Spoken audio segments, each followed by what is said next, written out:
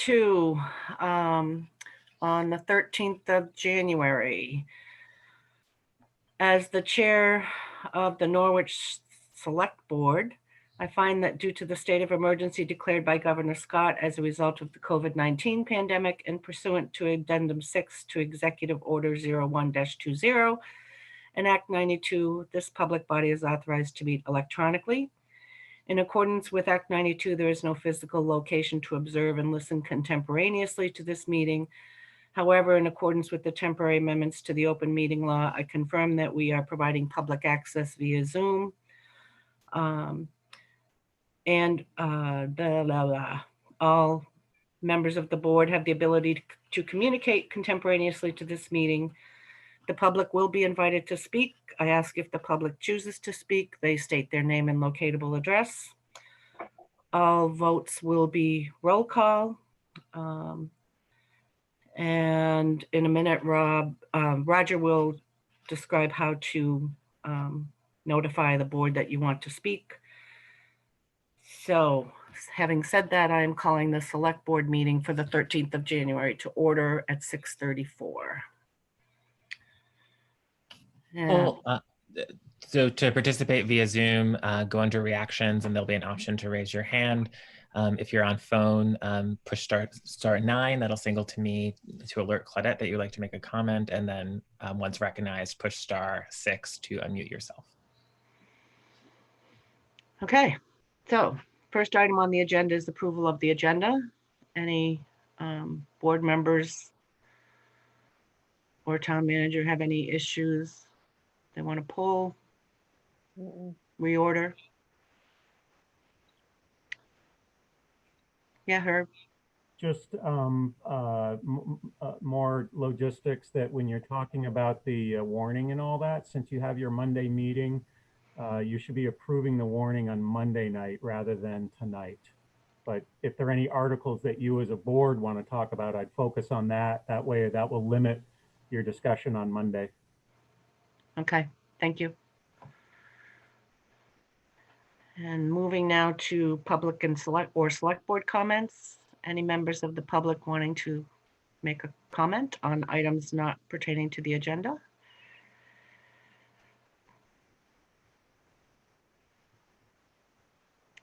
Seeing none, we'll move on to the appointment to the Rec Council.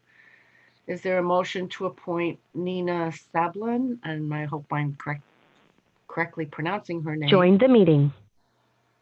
As the Norwich Rec Council junior member? So moved. Is there a second? Second. Motion made by Mary, seconded by Rob, to appoint Nina to the Norwich Rec Council as the junior member. I don't see her as a participant, so don't know if Bree wants to speak to this appointment.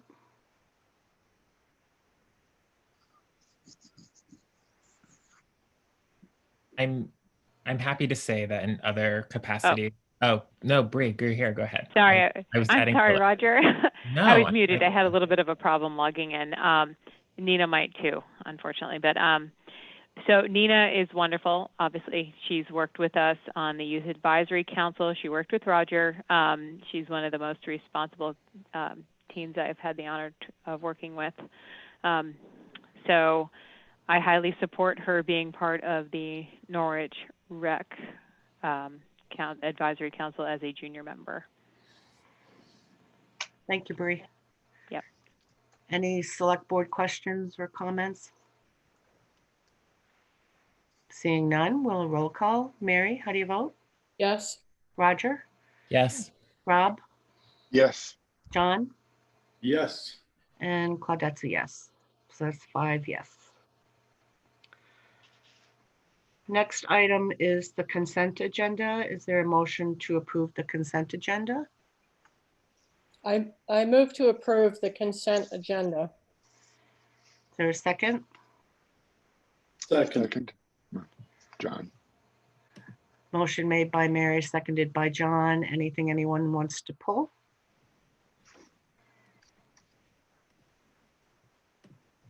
Seeing none. I couldn't tell if, sorry, the air quality study, will that be part of the town manager's report or is that part of the consent agenda? I just thought it was part of correspondence, but Herb, are you going to? I put it in correspondence and I can talk about it during the town manager report should you Okay. choose to, especially if you have questions. Okay, so I won't mention it now. Okay, great, thanks. Any other questions from the board? Seeing none, we'll roll call. Mary, Yes, Roger, Yes. Rob, Yes. John, Yes. and Claudette's a yes. Moving on then to the finance office proposal. Herb, I'm gonna send this your way. Thank you. I'm not seeing Lauren here, but there is an individual from the temp agency that's supposed to attend tonight's meeting. I just resent her the link, so hopefully she didn't forget. But the bottom line is that we've gone through 5 advertising, hiring, whatever you want to call it, interview processes, tried to offer the position a number of times to some individuals for various reasons, usually differing reasons. I haven't been able to secure a finance director as of yet. Based on a past meeting, I had sought some assistance from the board, the level of agreement to have me and Mary and Roger have some discussion, essentially trying to just corral how we can get somewhere going forward. My concern about going forward with a 6th advertising campaign so shortly after the most recent 2 would be that the impression that there might be the appearance of damaged goods for Norwich. And so where I've turned from that standpoint is to look at 2 other possible options. One you've heard before, which is not your favorite one, which is not my favorite either, which is to outsource with Batchelder Associates. Our 3-year contract has ended with them. So if you don't move forward with her again, either in a sole source for another year or go out or ask her to provide another contract that you're willing to move with, which you could do under your purchasing policy, then you need to go out to bid again for an auditor. Though she's not under contract, that's a possibility for a short-term solution. The cost of that, the last that I checked in, was about the same that the more expensive cost for the 2 CV that you have for the other option for tonight, which is the second option being going with a temp agency. I have reached out to the agency that we were able to find Becky through. They have a sister organization that deals with the higher level finance type of folks. So the person, Lauren, that I was hoping would be here tonight to talk about both individuals is not here at this point, but I had forwarded to you confidentially at this point the CV for the 2 individuals that she's recommending. One of the 2.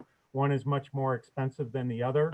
The more expensive one is sort of your true, really high level CPA type of individual. The other one is what I would call somewhere between probably Becky and a full online financial director type of thing. But that person is a local person that would be able to physically sit in the office to do work. The other one would be a remote person. So there are pros and cons to that. What I was trying to do tonight was essentially bring that proposal forward to you. And some of this relate in talking to Mary and Roger. I think to a degree they agreed that doing another immediate advertisement might not be in the best interest of Norwich. So that's why I'm bringing forward to you the possibility of a temporary situation. I think the way the rates are currently set out, and based on at least the most recent monthly report, which is through November. The December one will come out for your next meeting. That we probably have about, if we have probably about 3 months to 3 2/3 months time that someone could sit in a chair every single day, 40 hours a week sort of thing. Or, I think we can space that out so that whomever we put in there could at least bridge the balance of this particular fiscal year and get us into, year-end type stuff while we, what I would say is buy a little time to being able to get out to put another advertisement out there. So I guess I would say right there, are there questions at this point that people have? Yeah. Well, John? well, Sorry, Roger. John had his hand up. Go ahead, John. So yeah, I'd just like to hear very clearly, how many hours are you proposing for this position so that we can consider the cost, which is way more on a dollars per hour basis than we would be expecting to pay. So how many hours are you proposing? Yeah, so what I'm proposing is to do a contract that does not exceed $50,000. We have about 61,000 in the current director's line item remaining. So the 50,000, sorry, I'm figuring out the other half of the math, so. Herb, I was interrupting before because you laid this out earlier, and I don't know if you want to just say it's anywhere from 680 to 800 hours. Right. Okay. Sorry, thank you. It's okay. Yeah. I was just trying to do it based on what I had done those figures based on the total sum of dollars for the finance director, but I'm recommending to the board at a $50,000 level because in anticipation that once Becky gives me the December numbers, I probably have less than the 61. And then, so the idea again is to spread those remaining hours out over the course of the remaining fiscal year. So there's basically 3 to 3 2/3 full-time capacity left in that billing. What I would like to be able to do is spread that out for the balance of the year. So February, March, April, May, June. So I would like to spread 3 months across 5 months. So that's going to put you in a situation, John, of half time to 2/3 time each week with that person.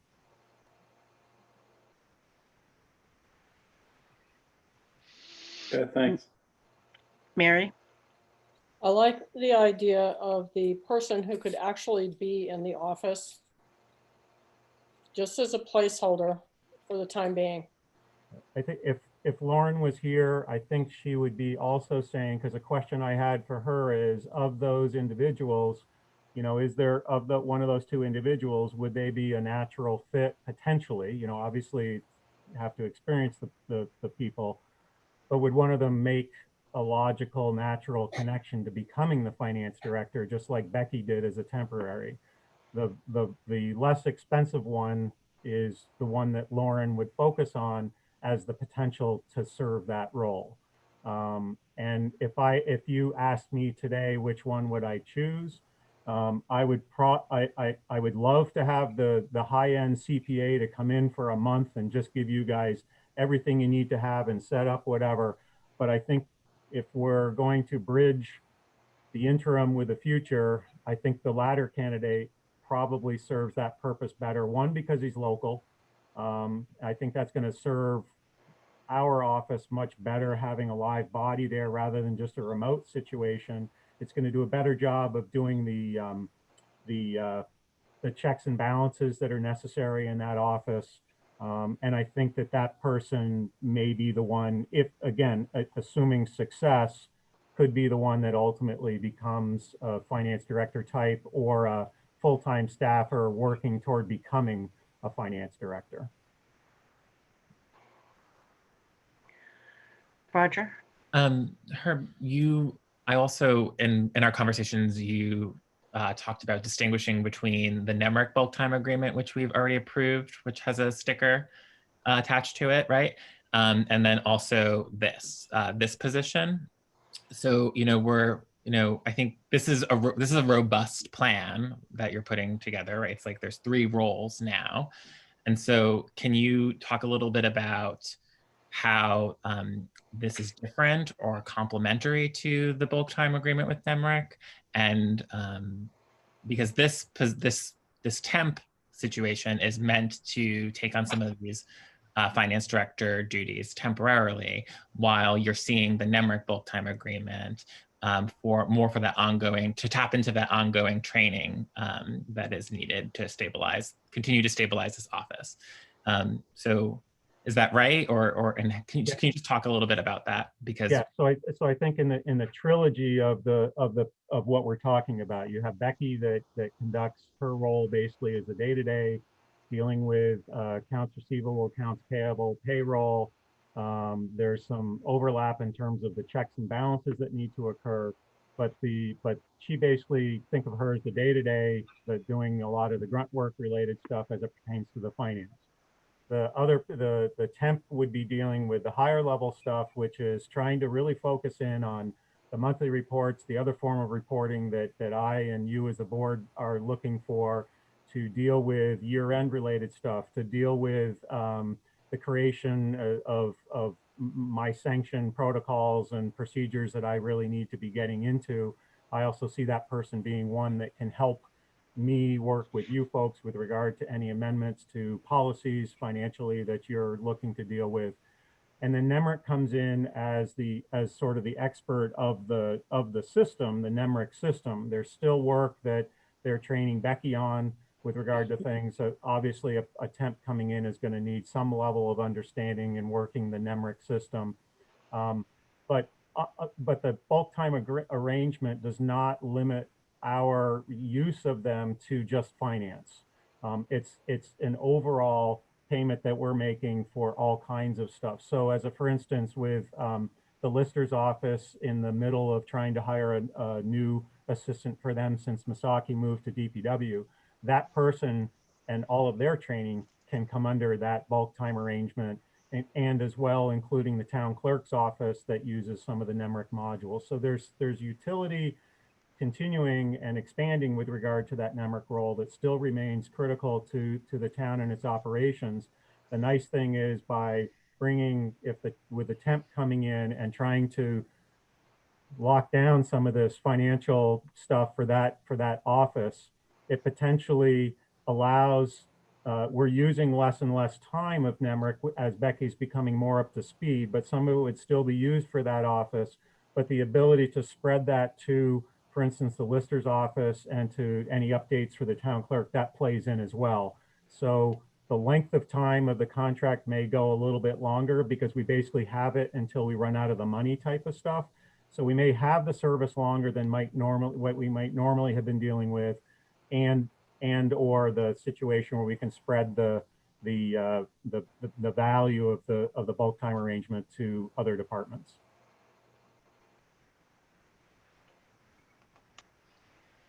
Any question, Rob?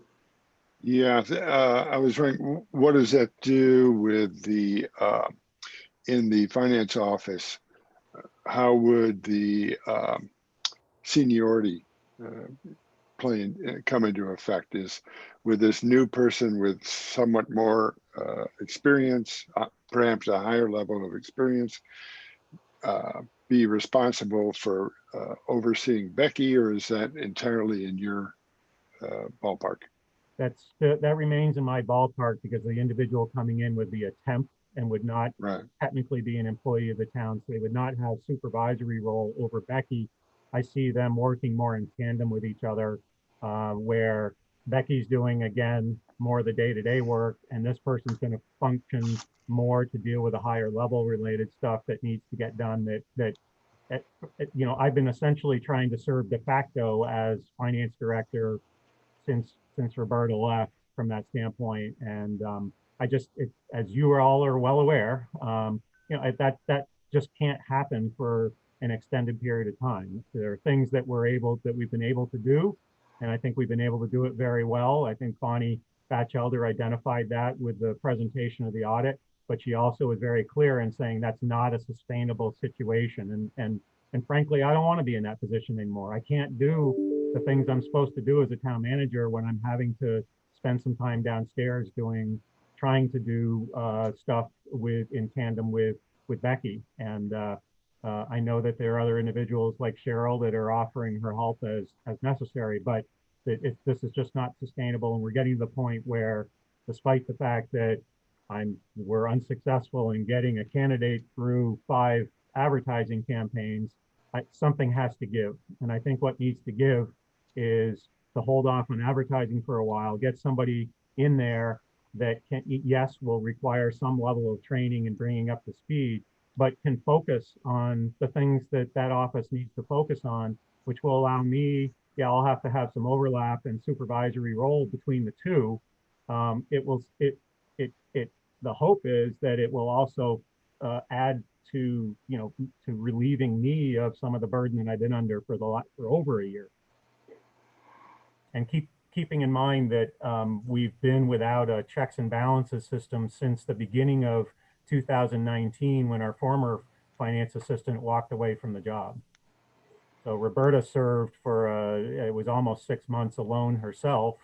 And then we very shortly had another person in there. And since then, we've just had Becky with some oversight with folks, but really not what I would call an ideal environment of maintaining checks and balances.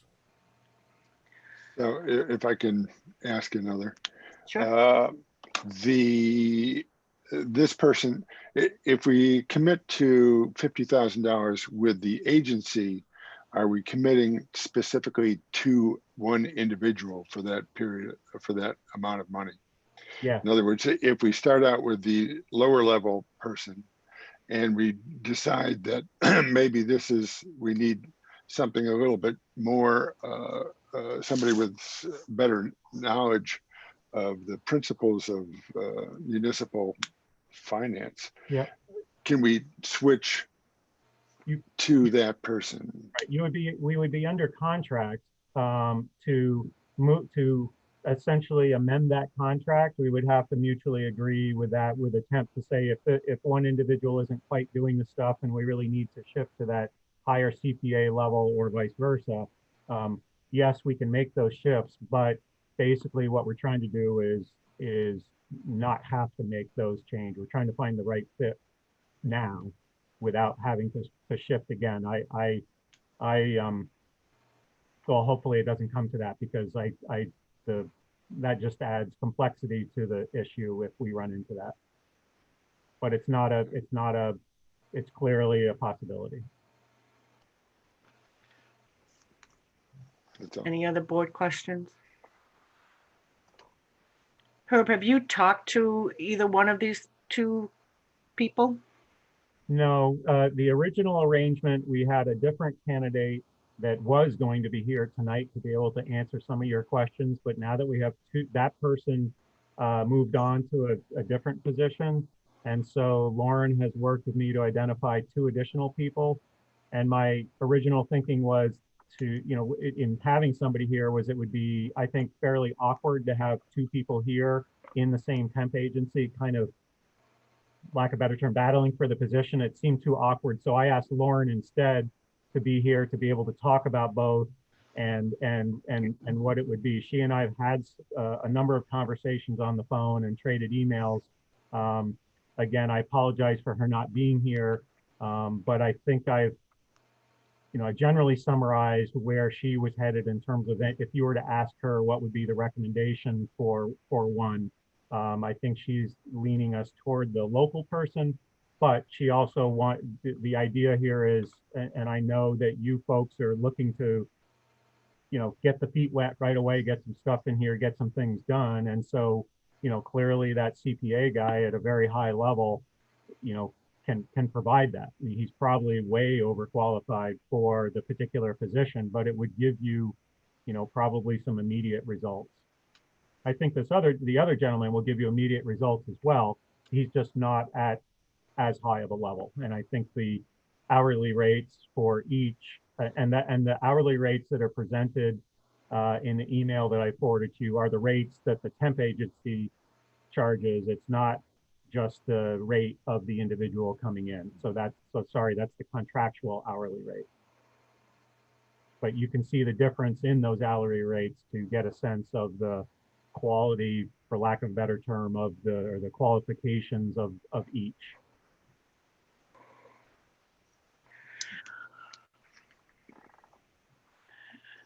Any other questions? John? I don't really have a question so much a comment, but I mean, I think that the opportunity this presents is looking at whether this is a role that we could fill part-time. I've advocated on several occasions that I think this might be something that if you had a high quality candidate, they could take care of this in 15 or 20 hours a week for a small town like us. It's nothing like the large organizations that lots of people are CFOs of. And so if we could spend more money per hour and still be at or below our full-time budget, we may find that we've got a lot more candidates than we would have at the full-time position at the lower dollar rate. So, you know, I'm interested in this in that respect. And coincidentally, this is kind of what I recommended way back when, was a full-time assistant and a part-time director. No, but I understand what Langus is saying. I mean, it's really getting the high quality aspect of things is the key. And I get that. I think I saw Roger and then Rob. I mean, I was going to say that it's not really quite like what was originally recommended. I think what, you know, and I benefited from like Mary and I benefited from having some collaborative conversations and some exchanges, which I encourage you to put into a memo, you know, for a future packet, because I think what's different about this is a narrative and a vision for this department a little bit more than previous. Like there's an ongoing training mechanism. There's an A-line person who's done a little bit of work with us prior already in there, serving the everyday functions. And then you now have this two qualified candidates to bring in and start doing some of the financial procedures and some of the reporting that will then animate the work of that A-line person, right? So I didn't hear that before recent. Oh no, I understand that. I'm just talking about the yeah, I hear you. So one full-time, one part-time. Yeah. So for me, for whatever it's worth, I don't know if this is what you're looking for out of this agenda item, Herb, but like I really appreciate all the work that's been put into this, and I'm, you know, I support, at this point, I support it. I would like to see like the bullet points in the contract in terms of their duties. If you were generous enough to want to share that with us and have us participate in that way. But I think this is the best outcome out of a long, difficult situation. So it's not over. I mean, I would just, if you're comfortable tonight, I would look more for just, even if it's consensus, to say you're on the right track, move forward with continuing to talk with a firm or something along those lines. Because one question Roger had with me earlier today that I haven't gotten to is the overall fiscal impact of certain things. And I need to look at that bigger picture, because right now, as for instance, Becky is doing a lot of overtime. And so even though there's a lot of there's some costs that I can offload of her that comes into things. There is the NEMREC contract. There's the costs that I talked about with regard to the temp. So I want to make sure that when I'm, you know, negotiating a contract with this group, that I'm making sure that it's as streamlined financially as possible, that if we have to go over budget, that I'm trying to minimize that amount. Because I hear what Langus says about number of hours and not going over budget and all that. And there are shifts in existing situations that would need to occur that I have to more fully look at, balanced with you know, contract language that I would deal with a temp agency. And you're writing about you're writing that clarified some of the roles and interactions was very convincing. So I would again encourage you to put that forward to the group, because I feel I feel support in this as a result of that writing, if that makes sense. I Okay. appreciate that feedback. Okay. Rob? So the of the person who would be most likely remote, I mean, how remote are we talking? Are we Remote. talking full like time. a airplane flight to come visit the town, or are we talking about somebody just isn't ready to move and can't commute that He far? would he would be the he would be, you know, fully, he would be online the whole time. His seat would remain cold physically here in Norwich, so that he would not be making visits to the town. The other individual, the less expensive one that I think potentially could grow into the position, is local and would be in the office basically all the time for the time that we need him. And to me, that does speak volumes as well. But even beyond the hourly rate. Are we ready to go to a motion? I think so. Shall I make it? Yes, please. I move to authorize a contract with Robert Half Management Resources in an amount not to exceed $50,000 for use in placing a temporary finance officer. Is there a second? Any further discussion or public comments? I'll just indicate to the board members that I will work to get draft language for the contract first, and I can run it, just throw it to you email wise, or if you want to continue with allowing Roger and Mary to deal with stuff, I will just caution that I have to be sensitive about the open meeting law with those two being involved. But I'm happy to try to pull a draft first together before I sign it, to have you take a look at it before I went forward with executing anything. I'm personally not concerned about open meeting law. With two of us assisting you with that, I'd be more worried about it with you sending it around to all of us. My thoughts as well. And my hope is that we see significant decreases in the amount of overtime. Mm-hmm. Yeah, oh yeah, That's I've had that discussion twice with her already, but that's the nature of right now what is trying to get stuff done. Yep. Mm-hmm. Yep. So any further discussion? I think we have a motion in a second. Yeah, Mary made the motion, John seconded. So we will go to a vote. Mary?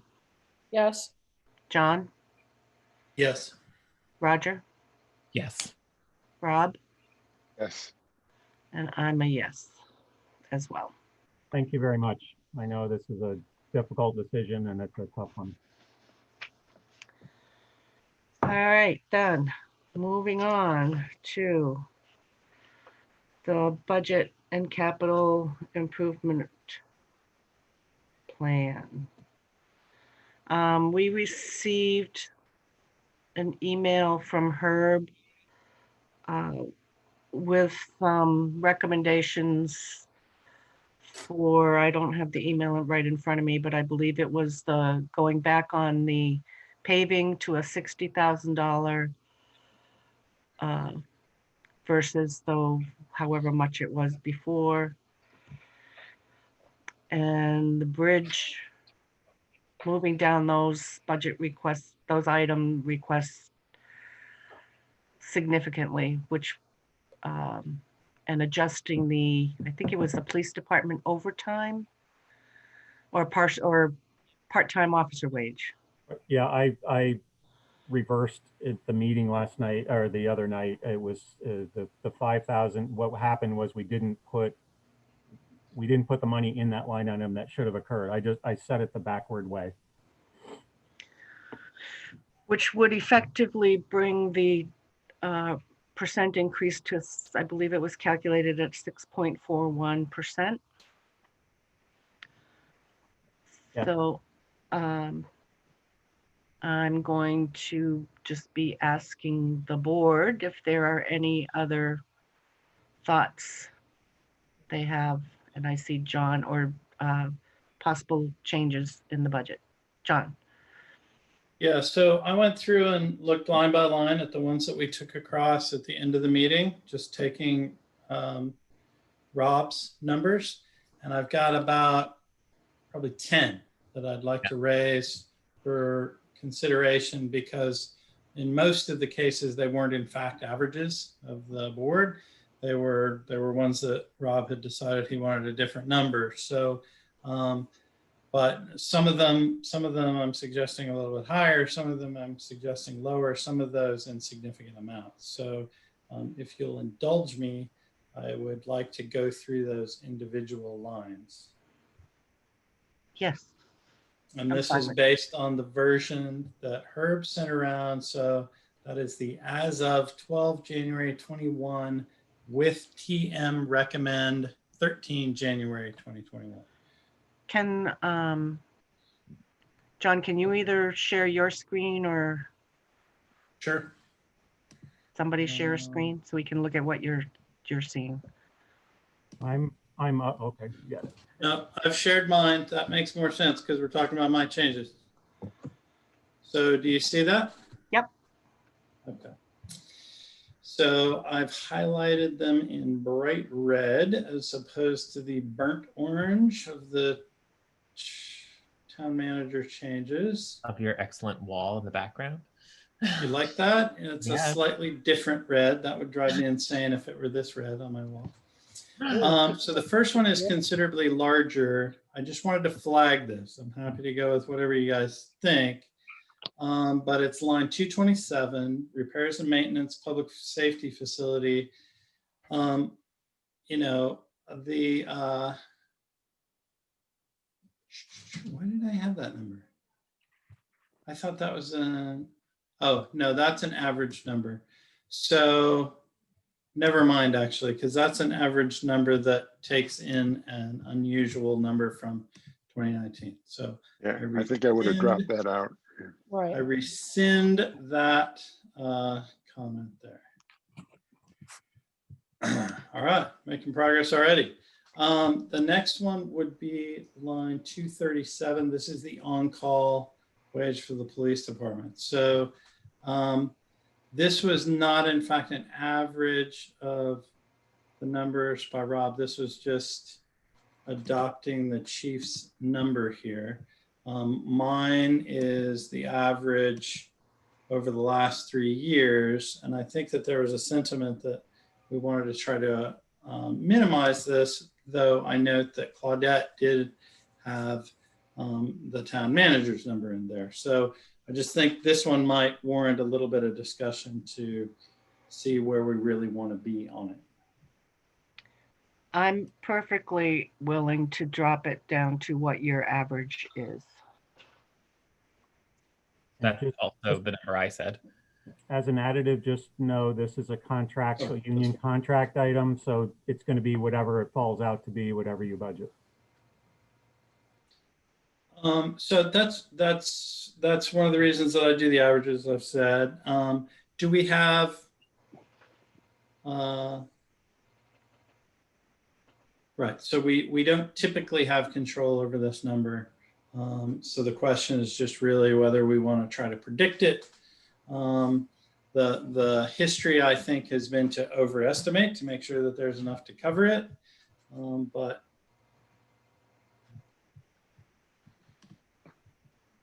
I think this is an example of the rolling average work making a lot of sense, right? I'm sorry, hard for me to raise my hand of the screen, but I think it's perfectly appropriate to use the rolling average. and Roger had the rolling average in his original. That's a good point. And I'm okay with that. I could lower mine a little bit. I'm okay with it too. Me too. My Yeah. assumption was, in some of the ones that I did that weren't just rolling averages, was that Herb might have a better handle on what union requirements would have. I wasn't aware at the time that the blues were the ones that he thought were fixed and immutable. Yeah, So anyways, No, yeah, that makes rolling sense. is fine. Yeah. that makes sense. And yeah, no harm, no foul, no judgment. So John, can you just say what number you have there, just so I make sure I see it right? Yes, it's 237, and Yeah. I'm making these changes as we go using my same reds Yeah. in column N to show what we're changing from your proposal in real time. Yeah, no, I'm just, what's the number? 5472? Oh, sorry. Yes, 5472. Yep, thank Thought you. you meant the line number. Sorry. Oh, nope, I'm good on that. I'm catching the line. It's just with the red, it's a little bit hard to see on the screen, that's all.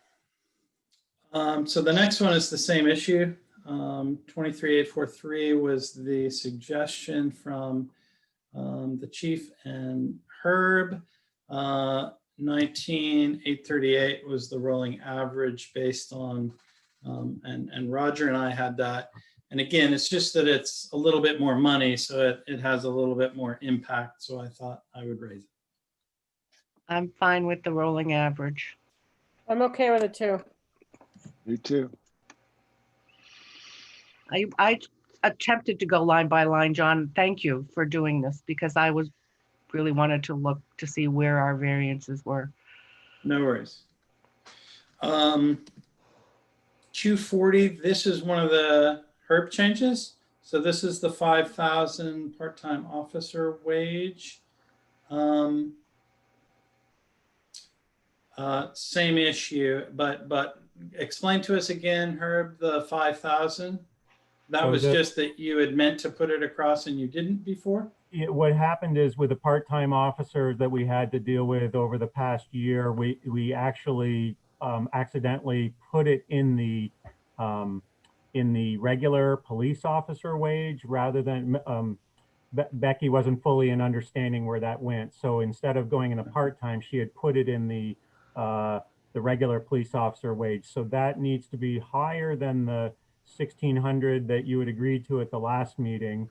That's why I put back in the chief's suggestion of I think it's the chief's suggestion at 5,000. And then just a little bit of background on that. There's a cut. We still, because of related injuries and other things, that the part-time officer still remains a critical function of the police department. Jennifer, for the most part of the 2 years she's been chief, has not had a full complement of staff. So the part-time officer is a critical piece of the budgeting mechanism. Okay, so that would be color on top of the 3-year average. So is there something, Claudia, if I may. Sure. And I asked this last night, or gosh, was it last night? Whenever the last meeting was, I had asked, I understood that last year was, I understood all the information that was put forward, but I did look, I mentioned since FY17 that this has not been anywhere near what was budgeted. And so unless there was a really strong change in circumstances, I don't understand why we would insist on the 5,000.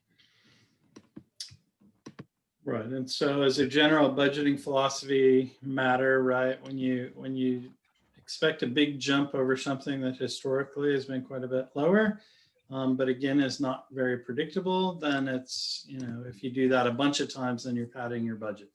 If there's an individual line item though, where you've got a reason to think that it's actually going to be significantly more, you should probably plan for that. So yeah, just so you'll know, the actual that you got showing there, John, the 566 from fiscal year 20, that is more in line with $5,000 in actuals. That's the one thing that it went through the audit at 566 because we only discovered afterward that it should have been reported differently.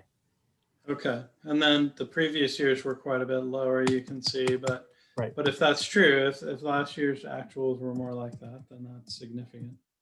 I mean, what I will say is, you know, it sounds like there's a set of unusual circumstances, and obviously, like, I want to honor them. But Yep. I'm looking at these averages, and what I discussed on my first year in the board is I had noticed that these, you know, the actuals were becoming increasingly similar to their budgeting, and based on how, when we put the justifications forward, they're based in the last couple of years. And so I don't want a situation in the looking up at the future fiscal year where I have to budget $5,000 and be like, oh, it's always done that way, right? Yeah. We're going to lose the data from FY17 and just have, you know, the current FYs. So I'm happy to adjust to the circumstances, of course, but like, I don't want that number there in the future. There's no, like, that's what I would say. What if we looked at that and said slightly higher than the previous high recorded, which looks like it was 2521. You know, if it was 2750 or 3000, that not knowing exactly what last year was, that would be likely to give us a cushion. Last year might have been an outlier. So let's see.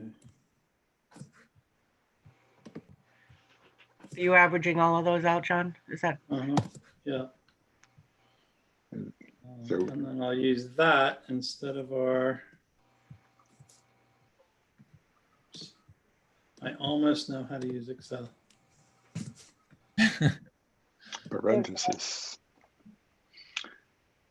So if you assume that this was really 5,000, so I just took the budget as the last one, and then the actuals before that, you come up with about 2,500. So I'd be happy to go to 3 based on the fact that last year's was higher. I think that's a reasonable compromise. I do too. Let's do that. Good on that, Roger? Yes. All right. The next one is line 271. This is training. So we've heard about the additional training we want to do. This is one though where we've budgeted more than we've spent every single year. So it seems like a good one to start adjusting for that fact. You know, if we start getting years where they say, yeah, we spent all our training. We wish we would have had a little bit more. We would have done X, Y, and Z, but we couldn't because we didn't have that budget. Jennifer Frank has her hand up. Will she tell us about Rule 13? Go ahead, Jen. I just wanted to speak a little bit to the actual expenditures. One of the unique spots that the Norwich Police Department is in is that they have had a shift in the role of the police chief, and some of that does include a change in training. So the previous actuals that you're looking at are under a prior police chief. There has been an increased emphasis on making sure that we look to try and increase our training opportunities for our officers. I will let you know that when I came in as a sergeant, we had a 3-officer police department, not including the chief, and 2 of the 3 officers' certifications were on waiver certifications because they did not meet the training requirements. We've worked really hard over the last 2 years to make sure that that is not an issue, that we are well professional, highly trained individuals, but that does require some costs. I will also say that this last year was a little bit unique because of COVID. So that certainly also impacted some training possibilities. We're in a time where there is a shift in the expectations of law enforcement. And in order to meet that shift, we also need to make sure that that we're attending trainings that are going to give the officers the tools necessary in order to police our community in the way that the community desires to be policed. And I think that that is difficult to do. I understand we're looking a year out, and much of that training begins today and begins now. And we can do some of that online through free trainings but there are some costs that come with this process. So I guess I would speak to those two things, the impending changes we're seeing with legislature, with technology, with all of those, coupled with the goal to move us from a department of waiver officers to highly professional officers. And Jen, your request was for 2,500. So I'm assuming that you factored all of that in when you made your $2,500 request for training. Is that a correct assumption? That is correct. I'd be happy to support that. Yeah, Me look, too. like, I mean, I think certainly we should certainly not, I'm not in favor of increasing the line item. So I'm really thankful for John Langus bringing it to our attention. So we can continue to level fund it at 2,500.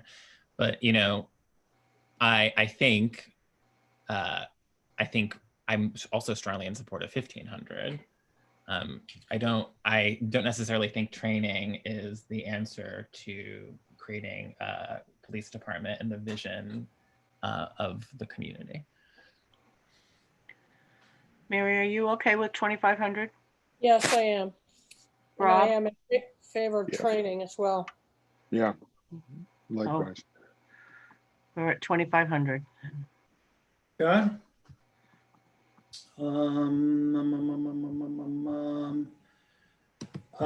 Next one is line 324, equipment maintenance.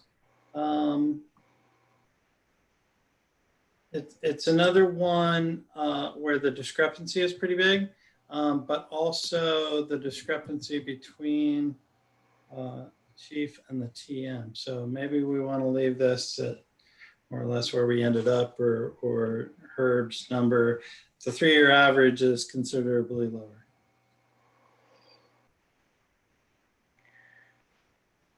Oh, sorry, this is fire, not police. I can't tell if the chief is there, but the main difference there is that last year you authorized the equipment safety testing to come in there. So the third of the 3 years should start to be a little bit higher than what the past trends show because of that additional stuff, and that's identified in the justifications. So put it where you need to, but just if you wouldn't mind, I just got to be sensitive to the previous years don't have that equipment safety testing in there. And Yeah, that's a valid point. Go ahead. now it's just Herb's budget request, I think, was 5,000. Is that what it was? It was 4, right? I can't see. Can't either, but until the math is done. Sorry. My numbers are in the way of my. Oops. Yeah, don't hit enter on that one. Yeah. Yeah, Claudette, I was 4 on that. So usually I don't know why. I was splitting the difference when there was like a major discrepancy between the two. And so I don't know why that didn't happen for this one. And so I guess I'm a little uncomfortable with deviating from my work, but it doesn't matter because there's a consensus at 4, it sounds like. Let's go with 4.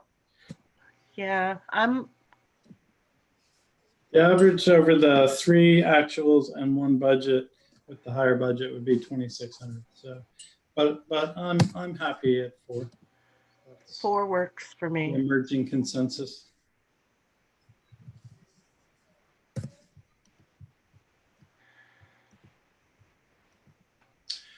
Okay, next is, it's a smaller difference, but it's insurance. I was more curious about this.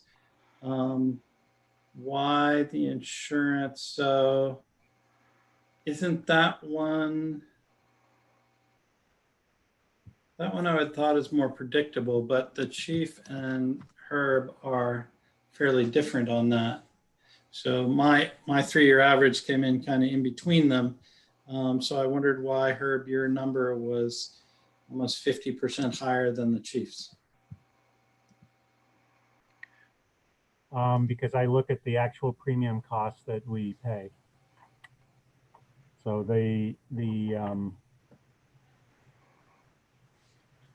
so for the latest, at the latest estimate that I had at the time was looking more at the higher number, because our last fiscal year was $8,700. So basically, I don't have the latest premium yet. So what I basically did is just round it up to that. And a function of it is partly the number of members that we have, and that information just went into Vermont League of Cities and Towns. So that'll be a hard number in the future, but I don't have the hard number right now. But again, I'm just relying on the previous year's amount. Okay, that's what I couldn't remember. So it is variable, because it's weird for an insurance number to go lower in some years than in previous years. Usually it just goes up at some rate of increase. So it is variable to some extent, but we're not sure exactly where we're going to be relative to last. Yeah. I'm kind of fine on if we want to leave that where we ended up the other day. We've got it there at what Herb had suggested. I'm fine to leave it, and hopefully it will be lower.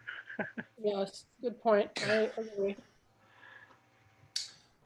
Okay. The next one is our favorite, the emergency generator maintenance. This one I actually had a higher number based on the actuals, but it of course is related to the question of buying one. So, we decided that we would budget just enough in the designated fund that if everything goes bad and we have to replace it with something, we have that money to do so. But we're going to try not to, because we don't want to replace a fossil fuel generator if we can have a good plan to have an overhaul of Tracy Hall that involves something non-fossil fuel based. And in that case, we probably should assume that we're going to have a little bit higher than average maintenance, because we're trying to keep that one limping along. So there, I thought the three-year average, made a good case for a little bit higher than where we ended up there. And those are the maintenance agreements that we have with Brookfield. So part of the relationship there was recognizing that we were getting at least one new generator, which is going to have very little maintenance. So when Larry and I were looking at this, we were calculating that for getting a brand new generator, we probably don't need a maintenance contract for the first year. So we had brought it down from some of our past amounts, but also recognizing that we still have to figure out some of the maintenance contracts with that. But again, we'd recommend something a little bit less because of the fact that we were replacing some of the generators. But the number might go up again in the future once we feel that we really do need to have an annual maintenance contract, that something that Sonny can't deal with, or check the fluid levels, which he typically can do without a maintenance contract. And this $2,500 was your recommendation, Herb, right? Based on that information. Yes. So Yeah. I'm comfortable leaving it where at 2,500, truthfully. Fine with that. I'm okay with it too. Okay. The next three I'll sort of deal with, and actually this whole section I'll leave together in a bucket. So Rob is a committed supporter of our concept. So in this particular category, all of these expenses, his recommendations for budget were basically what they asked for, not averages. So that's great. Yeah. I am fully sympathetic to that instinct. But I wanted to draw attention to that the difference there is like $5,000 between my 3-year averages and the full ask. So Yeah, that could be chopped back. Yeah, and when I looked at this category, there were so many seemingly overlapping, um, like public information. How does that differ? What's the difference between the trails updates and the natural resources versus the milk fry? I struggled in this section because it seems as though there were multiple buckets doing the same thing. I mean, Claudette, you have sort of right in the middle. Actually, you and Roger both are kind of right in the middle Yeah. of the two numbers. But I'm certainly fine with going with the rolling average. The only thing I would kind of make a case for is the milk fry funds for milk fry, only because we've had a lot of occasion for some recent uptake, and so it's used by our school community, and so It's a very good point. I don't know how the Conservation Commission's budget on milk fry intersects with those everyday activities, but it just based on recent history, it seems reason to Good point. It's absolutely being used more with the COVID stuff at the school. That's for sure. But the school is also, I mean, we're responsible for the maintenance, but to some, yeah, I have no strong feelings. I know it's a valued resource, but is that the only one, Roger, that you wanted? That's the only one that I feel like I would make a case for. So what are you guys proposing? To keep it or to chop it back a little bit? I'm proposing to keep it at what was recommended, What, 1,500? 1650. Just for that one line item. Just for that one line milk item. fry, yeah. That's okay. I'm fine with that. 50. Is this line 385? 389. Okay. And the others, you're wanting a rolling average? Yeah, I'm okay with the rolling average otherwise. Does it, rolling average, did you take into account the alternating years of expenses? Well, I mean, that's the thing for some of these, like, like 391, we budgeted 1,100 or $1,000 every year, and it hasn't been spent for several years. Yeah. I mean, it's an invitation to departments to use the money that's allocated. Mm-hmm. I remember when I worked for an organization, Especially in a hard year, right? If you haven't been using your money and it's a hard year. the last quarter we would buy all the office supplies. Like, I'm not recommending that officially. A giant pile of pencils. We used our budget lines for this reason, for this moment. So is there agreement with rolling average on everything but milk fry? Sounds Okay. good. Okay. And are you making those changes, John? Yeah, I am. thank you. Because I'm going to ask you to email me that too. For sure.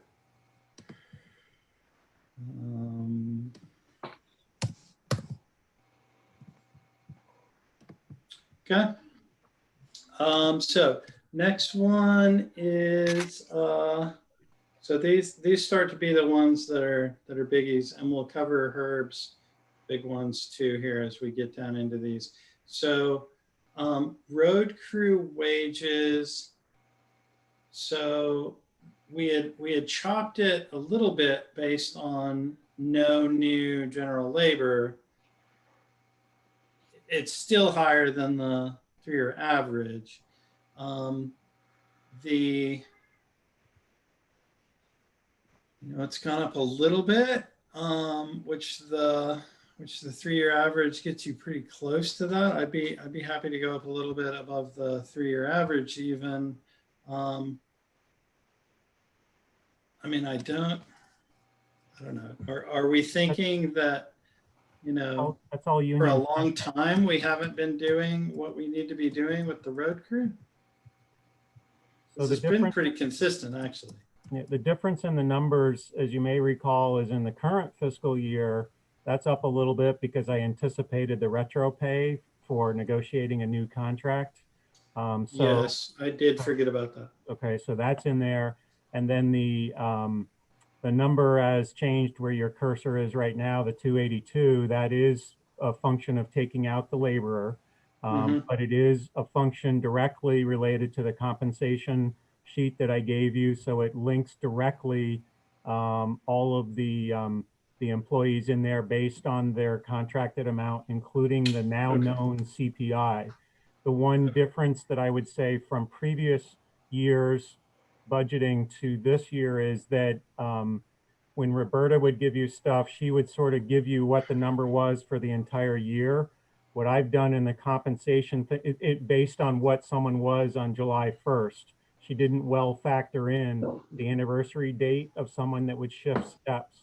The compensation sheet, worksheet that I gave you specifically divides the fiscal year up into two. One being for each employee, one being that the CPI, they get the CPI adjustment July 1. They have that rate until they get to their anniversary date at some point, and everybody's anniversary date is different throughout the course of the year. And then on that anniversary date, they go up a step, and for the balance of the fiscal year, they're at that. So your compensation sheet is more robust in terms of the figures that I gave you, what I would call more accurate than I mean, Roberta's was good, but I've divided it up so you know specifically what the amounts are going to be during the year. So that 282 is pretty hardcore. Now, Sounds like, but it's chances are it might be a little bit less than that in the by the end of the fiscal year if you budget that, just because of potential changes in staffing. I'm good with that because I had forgotten about the catch up based on the union negotiations. So I don't object to where we end up on this. leave it at that Yeah. level. Yep. 282 sounds good. 282, 486, whatever. Okay. So the next two I'll deal with together. We've talked about this a bunch. So the question is whether we have seen a sort of step change based on climate stuff, really, and are we salting and sanding more going forward because of changes in our weather? I mean, I don't know, Herb, you've now seen, I don't know, a third of our winter. So to my mind, we're pretty short on snow at the moment. So I don't know if it's safe to assume that like we're just totally out of whack on the upside on these. And so, you know, not following the 3-year average is fairly significant. It's like $40,000 between these two items. My instinct is to still sort of follow the average and realize that it's going to fluctuate, but not assume yet that it's just always going to be getting higher now. Yeah, this year seems to be so far, according to records, a warmer year than most. So that while the guys are still going out, I don't think they're doing as much overtime as they had at this time last year, for instance, which means they're not out doing as much sanding and salting. So so this may be a light year if the winter continues the way it is. But again, you're budgeting for next year. So yeah, if I could totally project this, I wouldn't be in this job anymore. I'd be somewhere else. You'd be selling sand, yeah. Exactly. So, but this year you may find that we're a little bit more of a more normal or part of the average than the last couple of years, which we really had a lot of melt freezes throughout the year where we had a lot more salt and sand we were dealing with. The 4-year average was 102,400 or 689. What was that figure again? The 4-year average, $102,000, 689. Okay, thanks. So that's 18 actual, 19 actual, 20 actual plus 21 budget? Yeah. Yeah. Well, wait, it's it's 17 actual, 18 actual, 19 actual, and 20 actual. Oh, okay. I guess that wouldn't have really changed it much more. Yeah, I have a wider screen on my Oh, laptop. that does bring it down because 17 was a particularly low year at 17. So Yeah, mine it's- didn't capture that. Mine would have been 18 forward.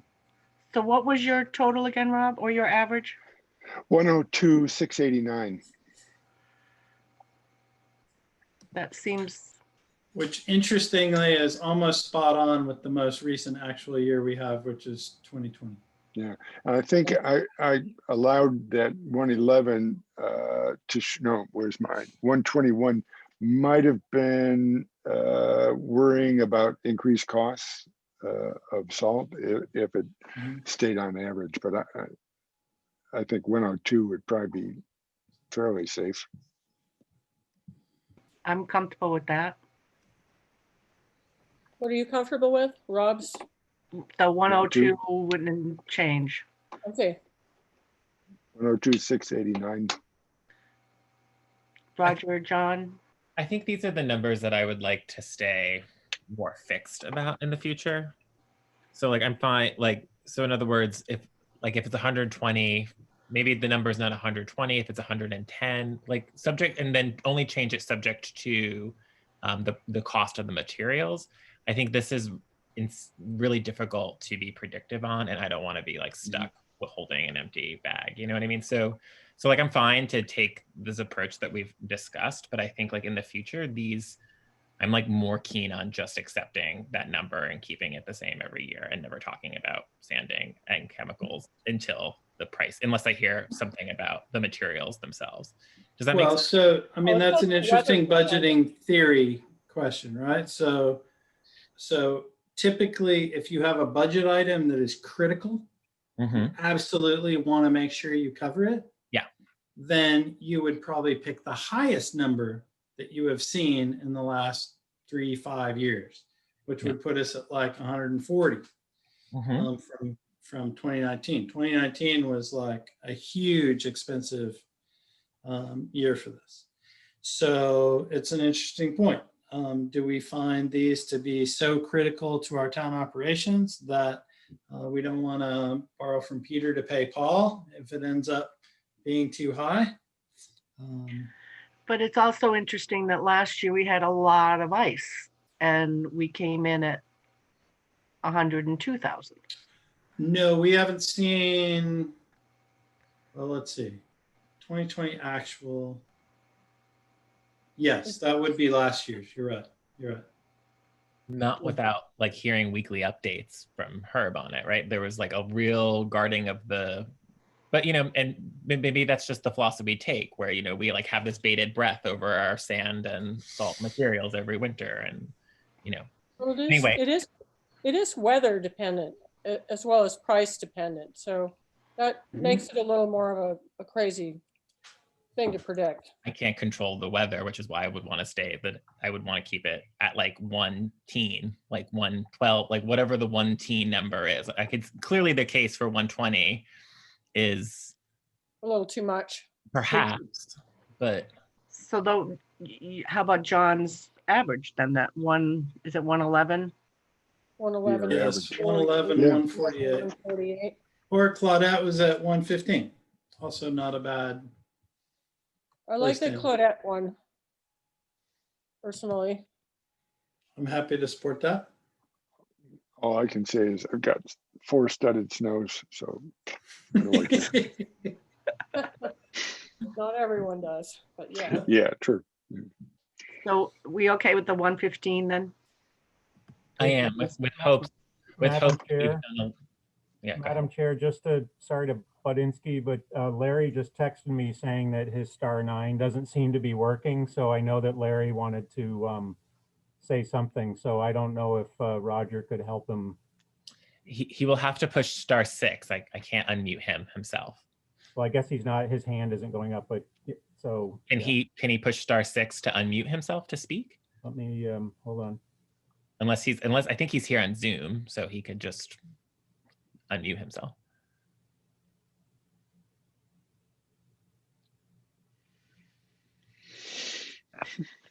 There he is. Can you hear me? Yep. Okay. I guess my philosophy over the years that I've done this is such that if I had 10 years of data, I might look at the high and low and I'd take it out. And then I'd look at maybe where the average was for the 5 years, 6 years in between. And then I'd probably try to go a little above that. I think the idea here is to try to budget an adequate amount of sand or salt for the season, such that you don't have to come back in February and have a rush situation where you need to buy some more salt or some more sand. It is an item which once you purchase it, if it's in the shed, you can use it next year. So it's not like a lost money. Item two is I always account for the fact that price usually increases year upon year. And that's typical for the last 20 some odd years. I've seen price increase. Typically, I've seen it go up 3 to 5%. On top of that, operations have also changed, as you've probably been reminded in the last 3 or 4 years. Excuse me, from the last 2 years from the previous 3 or 4. We're out there earlier and we're addressing the road conditions prior to the school buses. So you are going to spend more material as well. You can make this dollar amount anything you want, but basically you're using a crystal ball. And you can chat about it as you want, but I guess my point would be is since it's not a lost item, I would think you'd want to budget somewhere maybe over the average of the last number of years so that you had enough money so that you didn't have to make an emergency purchase. That seems to work elsewhere, but if it doesn't work in Norwich, well, that's fine. But why would you want me to come back in the middle of February and say, we're out of money, I got to have an emergency stipend to get salt or sand for the roads? It's kind of like, you could lower your fuel budget for the trucks, but if you run out of fuel, you're kind of in an awkward position. So that sounds very consistent with what we're deciding here. So using an average, but the average is 102. So we're saying 115. That's about a 12% increase over average. That sounds like exactly what you're recommending. Well, it depends on a lot of factors, just like you've all said. I just wanted to let you know that it depends on the winter, and winters are not the same from year to year. There may be some sort of a trend to going to warmer weather. That's probably a fact, but the price is difficult to predict, and we have changed operations from the way we address roads. I think that was evidenced in the last town meeting that we had, where a woman got up and said she wanted to recognize the highway crew for the work that they've done for the last 2 years. The highways have been taken care of in a great manner. So I think that does take material, and it does take monies to do that. Okay, thank you. So are we still okay with the 115 on salt and chemicals? Yeah, I'm fine with the recognition that we have saved ourselves a lot of labor for next year's discussion. I think this should just stay the same every year. Well, it can't stay the same every year. Yeah. Stay the same, like say 115. If the materials change, then change it. I think I was okay with 121 too, for all of the reasons. I feel like it's really hard to split hairs. And so I'm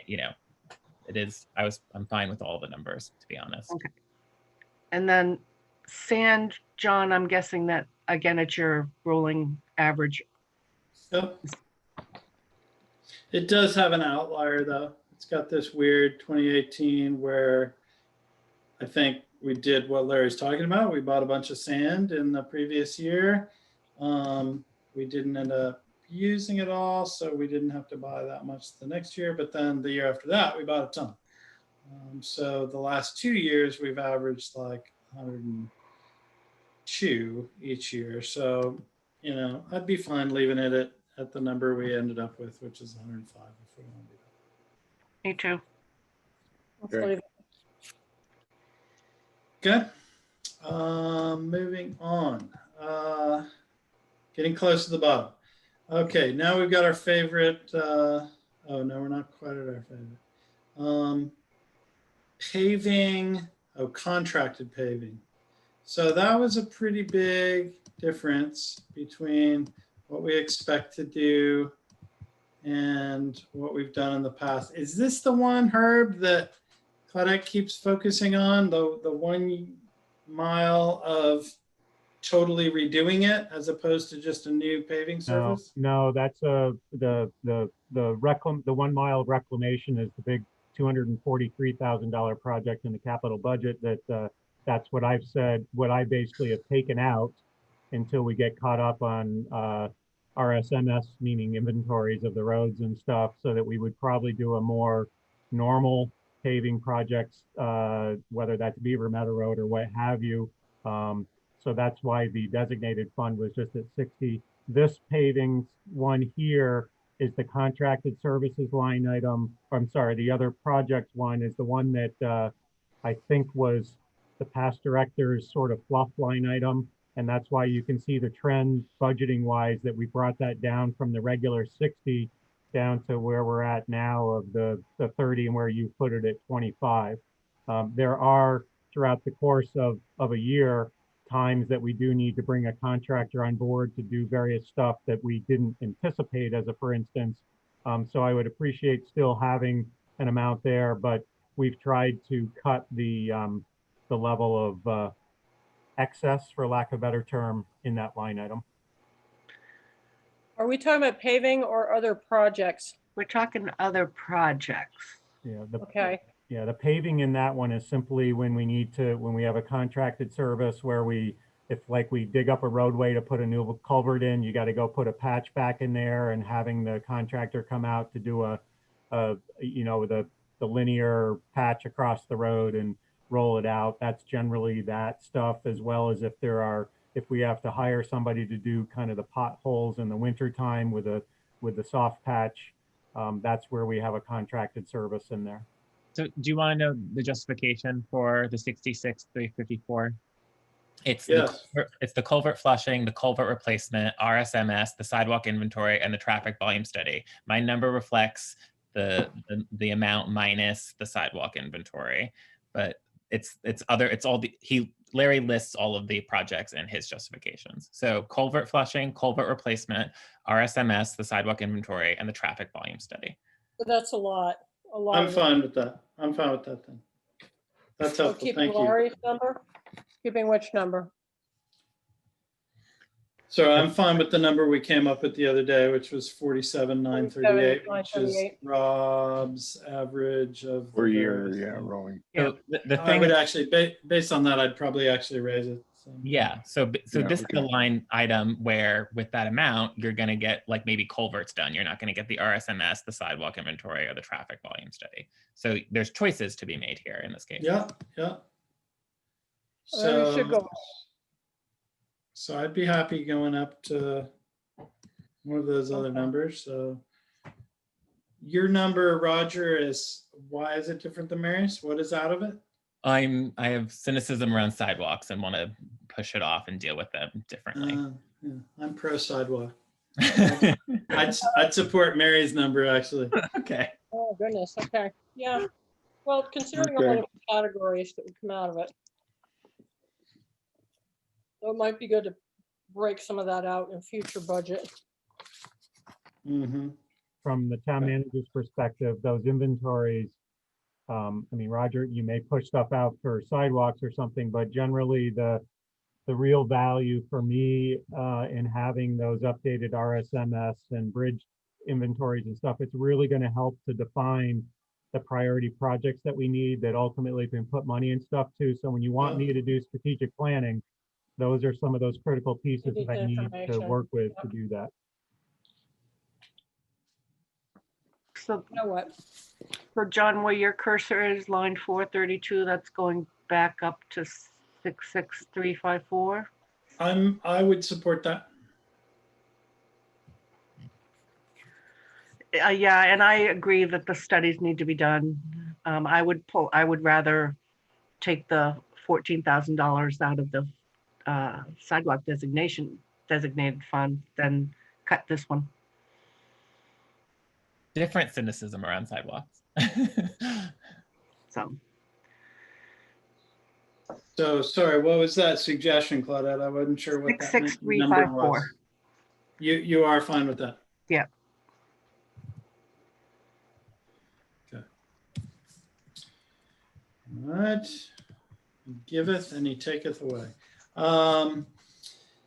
The next one, the average is actually higher. That was on the crack ceiling. It's a little bit of a difference. The number actually ended up being, Actually, I'm not sure why that's still at 18,944 since we have agreement generally that it should be 15,000.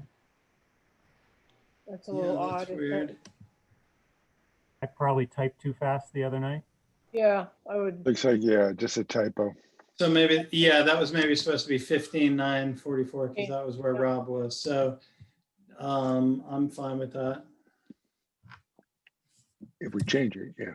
Change it, yeah. Okay. Next one, this is a fairly large difference to the downside. So wait, I'm sorry. Why was crack ceiling 15,944?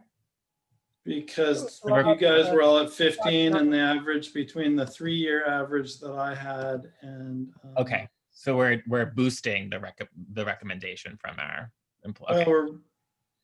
well, we're boosting from the 315s, but that was just because it was supposed to come across at 15,944 and it accidentally didn't. But I'm just saying Herb and Larry said 15 and we just gave them an extra grant, which I'm fine with, but yeah. okay. Good point. Good point. Do you want it to be 15? I'm all for crack ceiling, I suppose. Just say yes to crack ceiling. Just say no to crack. Pavement marking. Pavement marking. We have not done as much of this as we're saying we're about to do. And But that's wasn't there a reduction because of weather last year? Like the COVID. winter closed in really fast and then COVID. So yeah, maybe so we'd like we've to pretty do a little more. consistently had actuals about 20. So I guess that was the idea. We're going to try to make up for what we missed on some. Was that the idea? I think so. I'm fine with that. And can I speak here? This is Larry. Yeah. Sure. This has been an issue where I've gone out to bid on this and we cannot stripe the whole town for the number that we're budgeting for. And these are safety items. These are, when you stripe roads, it is a safety item. And so I don't know where a 3-year average works into there, but I just want you to know that if we don't stripe pretty soon, the parking and some of these other lines down on Main Street, you're going to lose your layout and it's going to cost you a lot more money just to reestablish those lines. So I think we're probably within a year or two of losing that. And I know from bidding that there's probably a price increase gone on at this point in time, but I need at least 32,000 to stripe the town as you see it today. You're doing the crack ceiling, John. Did I really? Yeah. Thank you for that. What line is that? Pavement 434. 434. So 434, the 17. 4-year rolling. But I think this is an instance. Have we read Larry's justifications for this? So he says, Yeah, and he just again mentioned it that it would going with the bid info. He estimates that it'll be 32,000, which is 32. and for 22, you got crosswalks, stop bars, and arrows. For 32, you get center line, fog line, stop bars, handicap crosswalks, bicycle stencils. Praise be, right? Fog lines, don't you? so we Let's go All right, up. so do we want to stay? Do we want to go up to the 32? Let's go to the 32. Like he says, it's safety. or I was going to say let's keep it where it is, but Oh, okay. All right. I was going to say keep it where it is. Uh-huh. which is basically right in between Claudette and Roger. Or between Claudette, Mary, and Roger. Knowing that we won't possibly get it all done. I mean, I think Thinner that lines, I think that is maybe true. thinner lines. Well, I think that's a good point, actually, Claudette, because, as I go into town, like, I don't know if that's V-Trans or what have you, but like that work is not done. And last year I was like, I was in conversation about, Route 130 or Beaver Meadow or Union Village Road, that was really delayed as well. So, I mean, I think there's something to be said by like, we fund these markings, you would hope that they would get done, right? Mm-hmm. Yeah. Okay. Where are you guys coming out on this? I'm still stuck on my 32. So Roger, you were the low one there. Are you saying you want to jump up and meet them at 32? I mean, I'm okay. I guess, I really hear Claudette's point on, will all of this work be done? Like, will but, and if so, if not, then, I want to be more conservative. But like, it sounds like Larry have an extensive justification. And so I am. But here's another one that is so dependent on weather and how quickly does the snow leave and when can they do the work and. There's also A little bit. using the format argument that Larry just made. I don't know. If it doesn't get done, the money's not spent. But if there's a chance to do it, it would get all caught up and it would be safety and you wouldn't lose your format. I think the other question you have to consider is what liability you're willing to assume by not striping and doing your roadways. I'll support the 32, but I hope I'll say no more. I'll support the 32. I will too. 32. 32. Okay.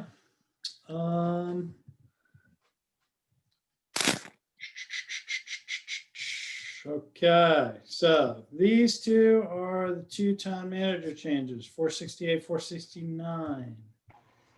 So these are big drops. You want to walk us through these, Herb?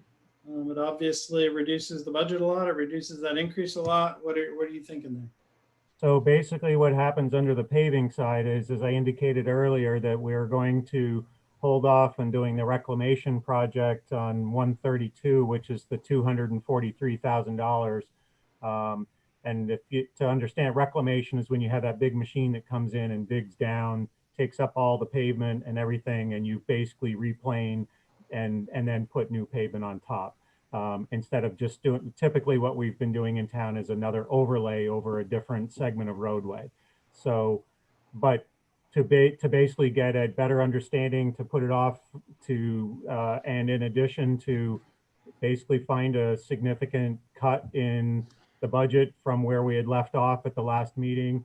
Larry and I had a lot of discussion and we agreed that if we can just keep the designated fund at the level fund, we'll hold off on the reclamation project. We'll probably focus on another paving project that's not a reclamation related thing. Obviously, we'll still apply for paving grant along the way. Hope we get it, but we probably won't this year. So that's where we're at from this standpoint. So the major chunk can come down because of the fact that we're holding off on the reclamation project. So that's why that's at 60 from wherever it was at 275. And then the second one, the bridges, essentially what that's doing is there's three projects that we have that we're more or less targeting in the near future. One is basically the Tigertown box culverts that you're already under grant considerations for, and then the Route 132 box culvert that you've heard a lot about with regard to that replacement. That's underway. So maintaining those two projects, we need $157,000 to do that.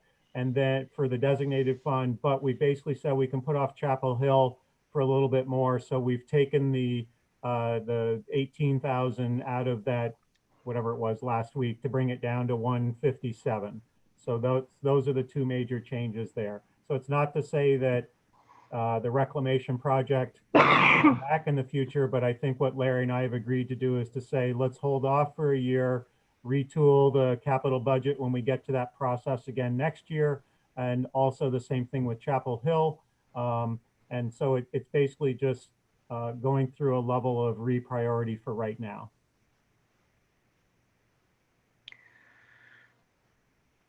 I'm more than happy to accept those changes I am too. Huh? with Yep. appreciation to Herb and Larry for doing them. Yeah, Yeah. those are obviously big point. changes. Agreed. Do we have a sense of agreement that those are going to come back at some point, the need for doing those? Yes, Oh, and, yeah, but I think too, the For sure. value to the discussion that I'm offering to you is that I also defended the need earlier tonight to have those studies done, such as the road surface management Mhm. system, the RSMS. Mhm. That's the road one that needs to be updated, and that will allow us to have a better foundation That's for establishing priorities for which roadways need paving improvement, et cetera. And it can include that, obviously would include the Route 132 reclamation project. Well, thank you for saying that, Herb, because I think you were I don't want to say you were insistent. You defended the paving and the bridges line items fairly, strongly. You said that it was really crucial to like maintain our future infrastructure. And so, to hear all of these arguments and now to like take a turn, I guess it's comforting me to know that you want that we're going to get more information. We're going to have some more third-party assessment, and then we'll retool. Like, I think because otherwise, I was kind of taken aback when I saw these cuts, and I didn't really move on them, right? Accordingly. So.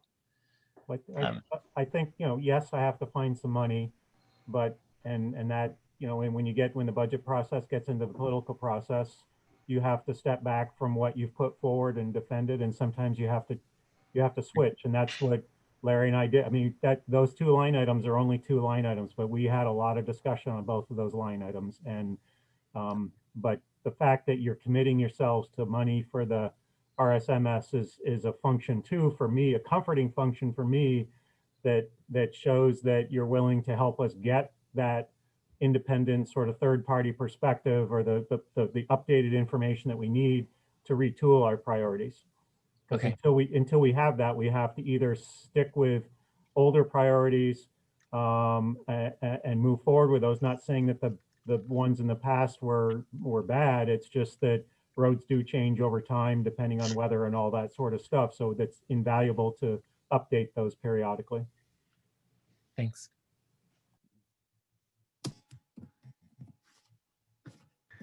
So what is that? So that's all the changes that I had to suggest, plus all of Herb's changes. So is that the bottom, the 4,780,866? So it's slightly different. I think so. That's what I was going to ask. Does anyone have the number of Herb's before we started this? Yeah, I It's pretty got- close, actually. We It's really added close. as much as we took away because of the different items. You still went down a little bit. You went down 1/10%.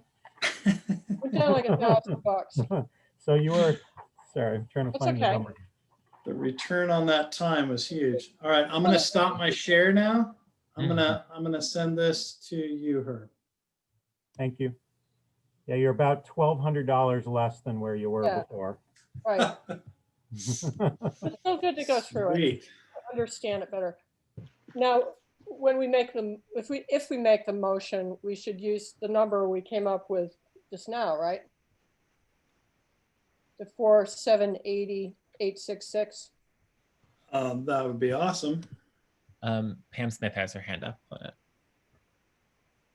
Go ahead, Pam. Thank you. I believe Manny sent you an email telling you that the Finance Committee asked me to convey some information from our meeting last night. The Finance Committee identified 3 line items that they were going to recommend changes in. two you already covered tonight, the sand and the other projects in the DPW budget. So we were recommending much lower numbers, but you know, that's a moot point at this time. The third item that the Finance Committee wanted to recommend, Claudette touched on a little bit earlier, and that was recommending that no additional monies be put in the sidewalk designated fund. There's about $80,000 in there right now, and there's no plan for the sidewalk. So it was the consensus of the Finance Committee to suggest that putting additional monies in there didn't make any sense at this time. So that would lower your final number by $14,000. And, you know, we just asked, you know, that you consider that suggestion.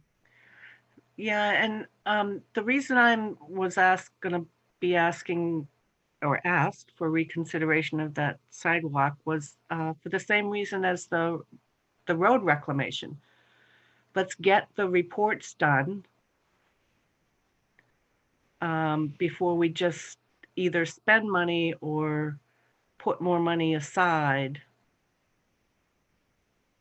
So those, Yeah, there's no plan. So you'd be putting money aside for what, you know, that, we've been putting money aside for years and years and years and years.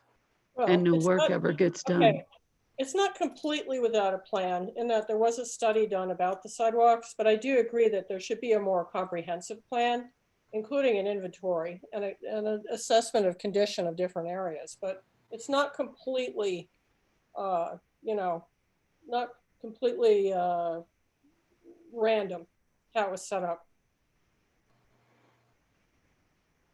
Well, Just saying. if you're having the inventory done, I think it makes a lot of sense, you know, to get an assessment, and then that would help determine what kind of money is needed. But currently there's about $80,000 there.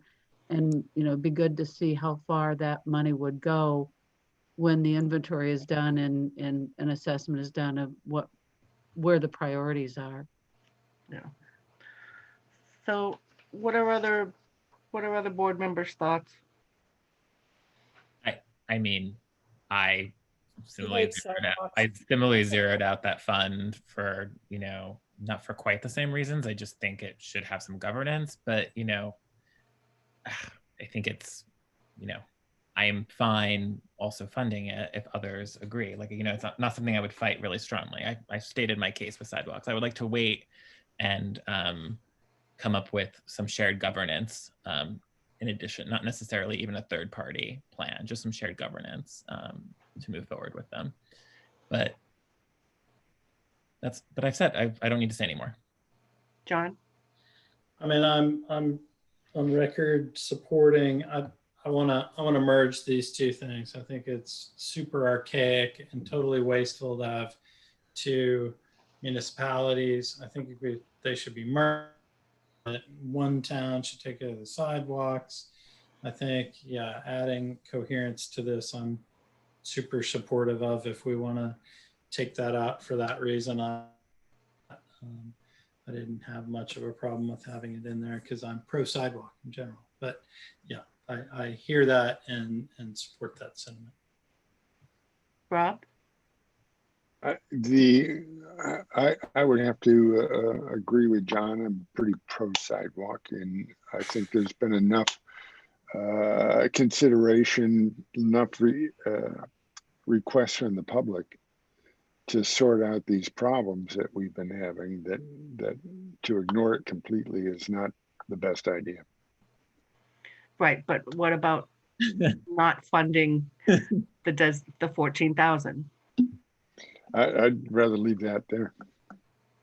So we actually have kind of 3 saying don't fund it this year and 2 saying fund it this year. Sorry, I didn't hear. What did Mary say? I want to fund it. I don't want to zero out the fund, and I do want that 14,000 in there because when we get it figured out, we want to have something to work with. Yeah, We'll need it for sure. I mean, we know that there's way more than that needs to be spent to get those up to, and it's, you know, Right. look, I mean, if people bring up the of the painted lines. I'd be kind of surprised if like a spotty painted line has created legal liability, but maybe it has. I'm not an expert in that. I know that a crappy sidewalk that someone falls and injures themselves on, that definitely creates legal liability. Roger?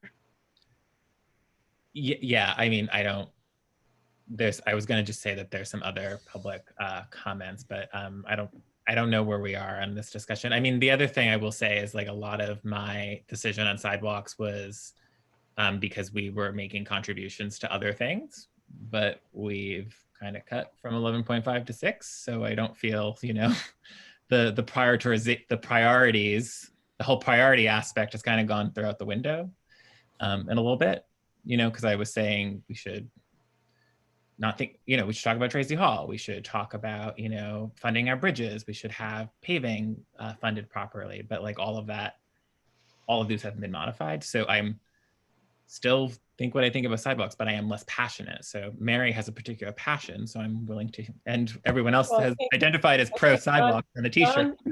John and Rob also share my passion for sidewalks. Yes. So It's not like I don't like sidewalks. It's just but anyway. So it sounds as though my request that we pull the funding for the designated fund sidewalks has been rejected. Yes. So it stays. And Roger, you said that there were other public comments? So Herb put his hand up. I don't know if he wants to round out the conversation on sidewalks, but then Demo and then Cheryl Lindbergh had their hands up.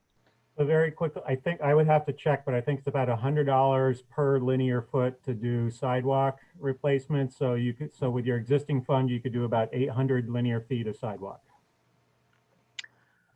And then you said Demo, and then, and that's isn't that to like a 6-foot ADA compatible, not just repair of what is existing? Right, 5-foot ADA. And a lot of your sidewalks are bituminous pavement and not concrete. And bituminous pavement is cheaper, but you do have cement sidewalks as well. Okay. So, Demo, did you have something you wanted to? Yes, I did. I'm glad you kept the money in for sidewalks because I'm pro sidewalk. Name and locatable address, please. Oh yes, I'm sorry. Sorry. Demo Sophonis, 82 Glen Ridge Road, Norwich. So I'm pro sidewalk, so I'm glad you did keep that money in, but that's not what I'm here to speak about. It sounded like just prior to that discussion item, you were about ready to vote on the final budget. Is that correct? We have not put forward a motion as yet. But you were getting ready to do that, correct? That is probably, I'd say that's correct. Okay, could somebody just throw up on the screen real quick? I want to speak a little bit about the community policing. So whether you need it up on the screen or whether you just want to hear me out, either one is fine with me. So I don't believe, if somebody can take a quick look, that there was any change in the community policing line item. Yeah, I went from $1,200 a couple of weeks ago to Monday night, $653, because you were using the averaging that Rob was doing. So I just want to speak about that for a minute, and then if you want to throw it up on the screen, you can. So I listened to the January 11th, 2021 meeting, and I learned a lot about the budgeting process. Many of you know I've filmed these for years, and the budget cutting techniques change over the years. And I commend the Select Board for the work that you have done on the budget over the past several months and realize it's not an easy task. I saw you tackle the big ticket items on Monday and agree they should be prioritized. It appeared to me that you gave these items serious thought before cuts were made, and you've done this the past 2 or 3 months. I also want to jump forward and say I witnessed a lot of that tonight, and I was very impressed with the way you handled that. However, when you went down the list of smaller budget line items, an average amount was used, and I believe it was Rob Gear's column. That amount was $653. The community policing line item was cut from the 1,200 by over 50% down to the 653. In a blink of an eye, with no real thought about what impact this will have on the many nicely done NPD programs that have been implemented according to the Select Board's community policing guidelines, which the Select Board approved and accepted. We're almost done here, so bear with me. Thank you. You would be amazed if you could see the smiles and looks on the kids' faces at MCS and their parents and other communities members when the NPD shows up to do a community policing event / program. If the board cuts this line item, you will be impacting these kids today and hurting the community tomorrow. So please come on down, respin the wheel again to up the ante to the original $1,200. The benefits of these programs far outweigh the costs. If you read some of the stories, and I'm sure a lot of you have, that I have posted on my About Norwich blog, you would see the benefits and the smiles for yourself. So thanks for the fine work you do for the town of Norwich, and I would hope that you would, especially after tonight, I believe you took from the training budget on the police, you took about, if I'm guessing, about $900. So maybe you could, and this is training at a time of COVID-19, which is specialized training and things that you hadn't planned for and wanted to use. So you took that away. Maybe you're maybe you'd use your wisdom and put some of that back and bring it back up to the 1,200. 2 weeks ago, Claudette was shooting for 1,200. Mary was shooting for 1,200. John was at 364. Roger was at 0. And Rob at that time was 0. And then since then came up to the 653. Thank you for hearing me out. Please tell me what you would do. We already kind of went over that line item, so I'm gonna. Thanks, Damon. There's no room for improvement. There's no way you can add $600 to that. John? I mean, I would just say that we're not cutting relative to what's been spent. We're cutting what's relative to what's been budgeted. But you know, so my average was the actuals. I just re-averaged based in including the higher budget for 21 because we don't know what'll be spent. We're definitely spending a little bit more under Chief Frank than we did under Chief Robinson, but that's still 600. So about 9% higher than the average actual spend over the last several years. So, I mean, I think. But you shouldn't punish somebody because the previous person didn't spend. Okay. We're not. We're not punishing, but. I mean, you have money in the budget. You have a lot of programs, and you have to admit a lot of what she does is a very positive effect on this community. Right, and none of that funding for what she is currently doing has been cut. So. I'm going to move us along to Cheryl. Thank you, Dima. All right. Thank you, Dima. Thank you. Hi, Cheryl Lindbergh, 59 Koch Road. And I just wanted to follow up on your thoughts regarding sidewalks.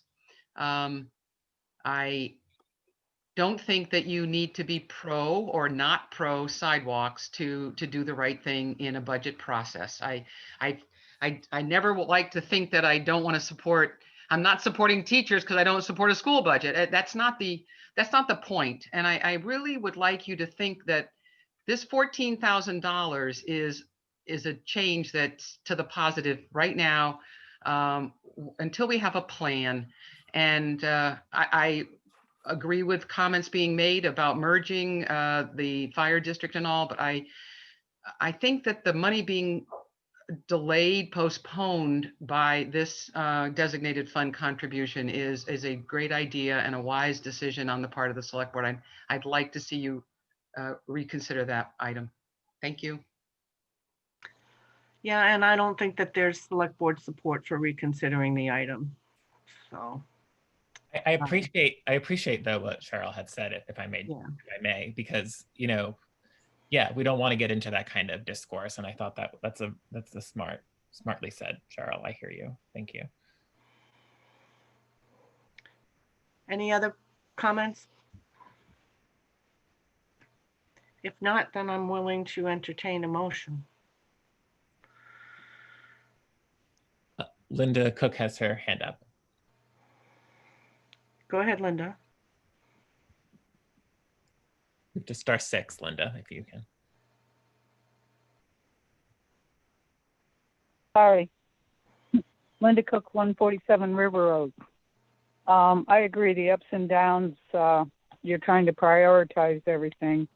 I don't know what the final number is or how far you're down. It didn't seem like you went down much before the 6% And being the year with having COVID-19 and not knowing yet what the percentage of funding there'll be for income sensitivity, some people are already struggling, and it's going to be a hard time for people to accept the school tax change, the town tax change. I'm just wishing there was a little bit of wiggle room there that could get it down to closer to the 3% that the finance committee was asking. And maybe that's not possible because you have done quite a bit of work on this budget. That's all I'd like to bring up for some of the people out there that are struggling. Thank you. Thank you, Linda. And believe me, that's always foremost in my mind as well. The people that are hurting, but we will. I mean, I think the board has done a tremendous amount of work, and I don't want to exclude Herb and the department heads to bring us from a 20+% increase to a 6.04 or whatever it was % increase, because we all have our passions, and I'm not, as much as I wish we could have gotten this lower, I'm not sure we could. So, and now would love to entertain a motion. Okay, I'll try to make the motion. I move to accept the fiscal year ending 2023 capital budget and program with the changes made by the select board and offered by the town manager as a function of the fiscal year end 2022 operating budget. In the amount of $4,788,866, if I may offer Okay. that. Yes, thank you. The motion made is on the capital budget right now. Oh, capital. So, Okay. So I don't understand the motion. Shall I withdraw it? So we're not talking the operating. It's the B, it's not the A. Okay, so I'll withdraw the motion I just did because I should have been on B. And let's see. I move to recommend to the voters a fiscal year and 2022 town budget of $4,780,866. Yes, inclusive, not inclusive of other monetary articles. is there a Second. second? Okay, Do I have a second? Yeah, sorry, second. Motion made by Mary, seconded by John. Any further discussion? Seeing none, we'll roll call. Mary, yes, John, Yes. Rob, Yes, Roger, Yes. and I'm a yes. And we'll see what the voters say. So, and now I guess, Herb, I'm going to need you to explain the purpose of that second motion. So as part of the budgeting process, typically what I want to be able to do, and my hope is to do it for this coming fiscal year, is that you deal with the capital budget and program first. In other words, you have it first, you deal with that, and then you go into the operational budget process. So the idea is that I would have the department head, now that we've got more fodder with regard to the capital budget program with a second generation, I would be bringing it to which is in the normal time frame, which is to bring it to you before you've received the operational budget, so that you have a separate discussion about your capital projects. So you get a sense of what's going on. When you're basically settled on where you need to be, that impacts the operational budget in terms of what you get. You can still do it more or less back to back, but ideally the capital budget and program is the planning tool that you use that helps create your operational budget. So where I'm headed in this is the acknowledgement of the capital budget and program, which is basically for now showing you where you look to be in the next 5 years, starting in July 1, 2023. But it also is trying to essentially lock you into the capital projects that are recommended beginning July 1, 2022, subject to the changes that you made tonight. As a, for instance, the 243 reclamation project for Route 132 is not, that comes out because of the action that you did tonight, but the other topics are in there. I do know that, you know, to a degree, this has a piece of discussion where you're going to talk about when Larry wants to buy a truck that's in there, a big truck, that you have to approve the allocation of the designated fund expense from that standpoint, which is a future discussion. But for purposes of the planning tool, what I would like to be able to do is make sure that this is adopted as part of your process, so you understand a function of why a lot of the numbers are the way they are with regard to your operational budget and the way that staff has recommended capital projects to you. What would be your timeline in an ideal year to present the capital budget? Ideally, I would want the department heads and others that have capital projects to get stuff to start getting stuff together in the August timeframe, where it would be essentially rolled out in September, probably adopted in the end of September, beginning of October timeframe. And then once it started to roll out, they work on their operational budgets. Again, ideally trying to get that to you, the operational budget, by the end of October into the first meeting of November. Okay. So it's not totally separate and apart where it's all forgotten because they're 6 months apart. The idea is that you typically do the capital budgeting process first, and then that helps you in giving you some numbers already for your operational budget, such as, and this is where the finance committee can come into a helpful situation, is that that would be helpful to have them participate in that process. They can help say, well, if we're going to have this for the future, what are the designated funds amounts that we need? You know, what is the ceiling amount and all that as we get into that. So that's where the brokering of your committee with department heads and everything is where it can critically play in. And then this motion also takes into account the suggested large reductions in capital spending that help to bring this budget down to 6%. So it is. That's why it's set as a function of the operating budget. Yeah, because I knew Right. that the capital budget that currently stands, as a for instance, has that the reclamation paving project in there, and I knew that we've removed that. So okay. Yep. Roger first, then John.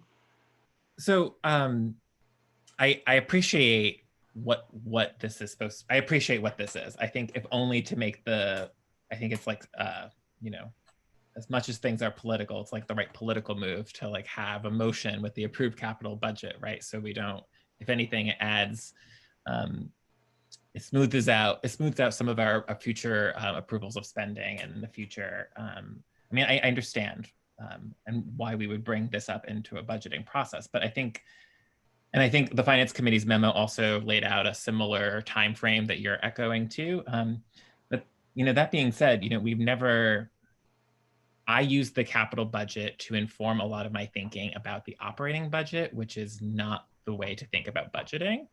And I will say that, I think. And so I think it's really hard for me to approve or even vote either way about something that, while was presented, wasn't discussed, with either amongst ourselves as part of this process or with some of our partners.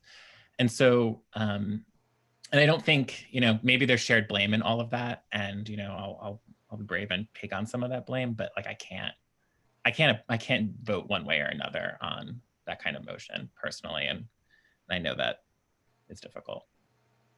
So I respect that. John? I'm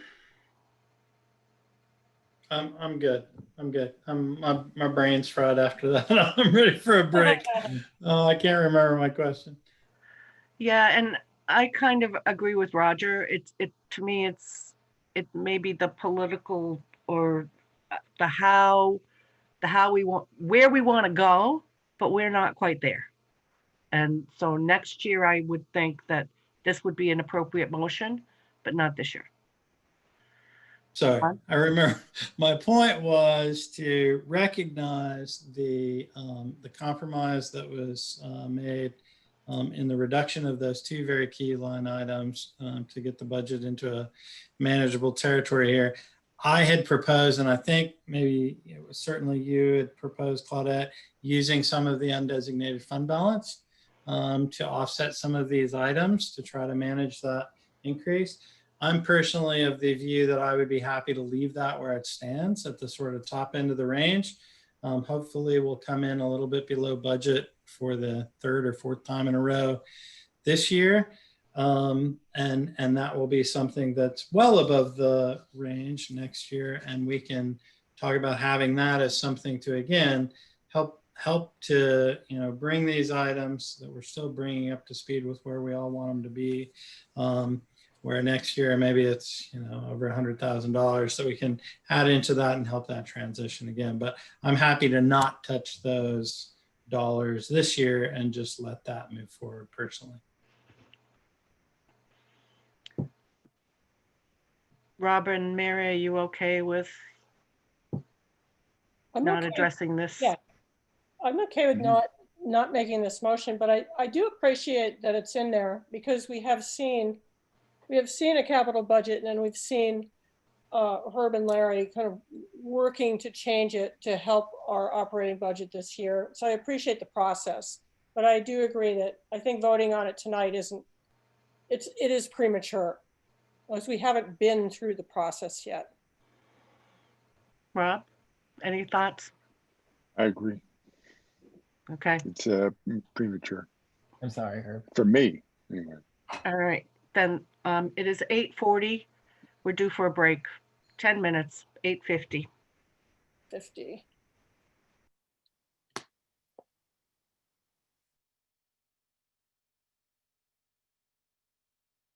Norwich Select Board meeting, the 13th of January.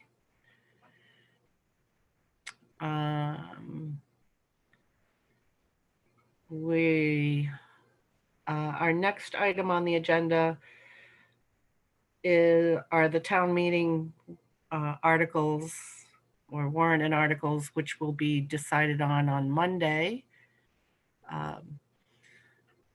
But just Herb had mentioned that if there were any articles that the select board, any select board members were contemplating to maybe raise them today. We can do that, or we can just wait till Monday. What's the board's pleasure? I don't have any, but We should talk about the regional energy coordinator. We should talk about the recommendations from the energy committee, right? Oh, okay.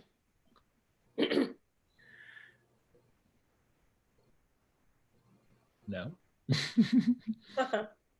Yeah, I think we should talk about those two items. So do you want? any that are before us, I would say I'm happy to talk about tonight so that if there aren't any additional ones, we don't have to meet on Monday. Do you want me to speak to them? Or Go right ahead. okay, so I mean, we had correspondence from the Energy Committee. Join the meeting. I'll speak about the Regional Energy Coordinator. So there was the Regional Energy Coordinator obviously went forward without our participation for seemingly reasons on disagreements and structure. But they've since made a hire. It was the former coordinator out of Hartford, who really inspires confidence and comes well recommended from other participants in the program. And so with these new circumstances and facts on the ground, combined with the voter interest in the previous years and the fact that the money remains earmarked, we should just think about bringing it forward. I know that Linda Gray is here and she's had really more specific conversations if we would like to hear from her, but otherwise the gist is the circumstances have changed. It's a well-regarded hire who is doing good and meaningful work to the benefit of our community. There's presumed interest from our own community from the last year's vote, and the money is already restricted, and so we should look to perhaps put it forward. So. I don't believe the money was restricted. I think this would be a new appropriation. Claire can provide some precision on that. Was specifically designated for the Regional Energy Coordinator in that original proposal last year with a sunset provision on it for this fiscal year. So it's sunsetted, so we'd have to. Correct. So that right. So what the Energy Committee is recommending, and I concur with them, is to say with the already appropriated money that the taxpayers have put out, that we should just move the sunset provision to the end of next year, and that it's start for the next fiscal year. We've reached, the one thing I'll add, and then I'll cease talking on this, is folks have done the extended legwork of reaching out to Peter Gregory, who has reportedly, welcomed our joining. So. Any other select board questions? I'd like to just hear from Linda Gray. I think she's here. A little bit, not too much. Go ahead, Linda. Yes, hi. Is there a particular question? I mean, Roger's given a nice summary. I don't have a lot to add. The memo adds other details. I'm happy, if there are particular questions, I'm happy to expand on any of it. Would you happen to know, Linda, how the position has worked out for any of the towns, like what has been accomplished? Yes, I talked to representatives from 3 towns, and our concern as the position was getting underway related to how the towns would oversee the position. They all expressed no concerns about that. They said that was good. They expressed in specific some details. So I tried to include in the memo a few bullet points that folks mentioned to me, but so the rep from one town highlighted how Jeff had been able to help them pull together data. Like, so the town person had been the liaison to individual town staff, but then Jeff had pulled together the data into a useful spreadsheet that was helping them get started on that. Others talked about just seeing benefit in the monthly steering committee meetings and sharing what's going on in other towns. They all spoke about like Jeff's particular, like knowledge and expertise that he's gained and his contacts with useful resources, say at Efficiency Vermont and other agencies like that. So it was just, nobody had any scintilla of negative reaction. Is there a particular focus that the Norwich Energy Committee would like to see in utilizing this position? Like, Well, and again, wish we list listed a few things in the memo. In part, I would say kind of data information is one of the key things that I would suggest myself.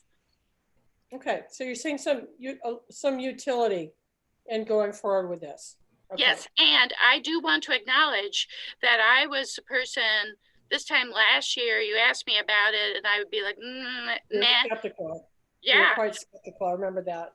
Yeah. Okay. So, in a sense, I'm the perfect person to switch, to change minds. I change my mind. Thanks, Linda. Go ahead, John. I would just echo my support for this, appreciation for the committee and their continued focus on this stuff. It was a really frustrating year for the Energy Committee. It's great to have them, right back at it. I think having this resource to help us to reconceive of this project that we had approved and then didn't would be a great resource as well. Mm-hmm. Okay. Rob, do you have any thoughts, any comments? No, I agree. I think everything I've heard sitting in on the Energy Committee meetings, he seems to be doing an excellent job and certainly no negative comments whatsoever. And I think assistance in compiling data, being able to get hard factual evidence to work on to make the improvements that the town needs to continue with would be very useful. Okay.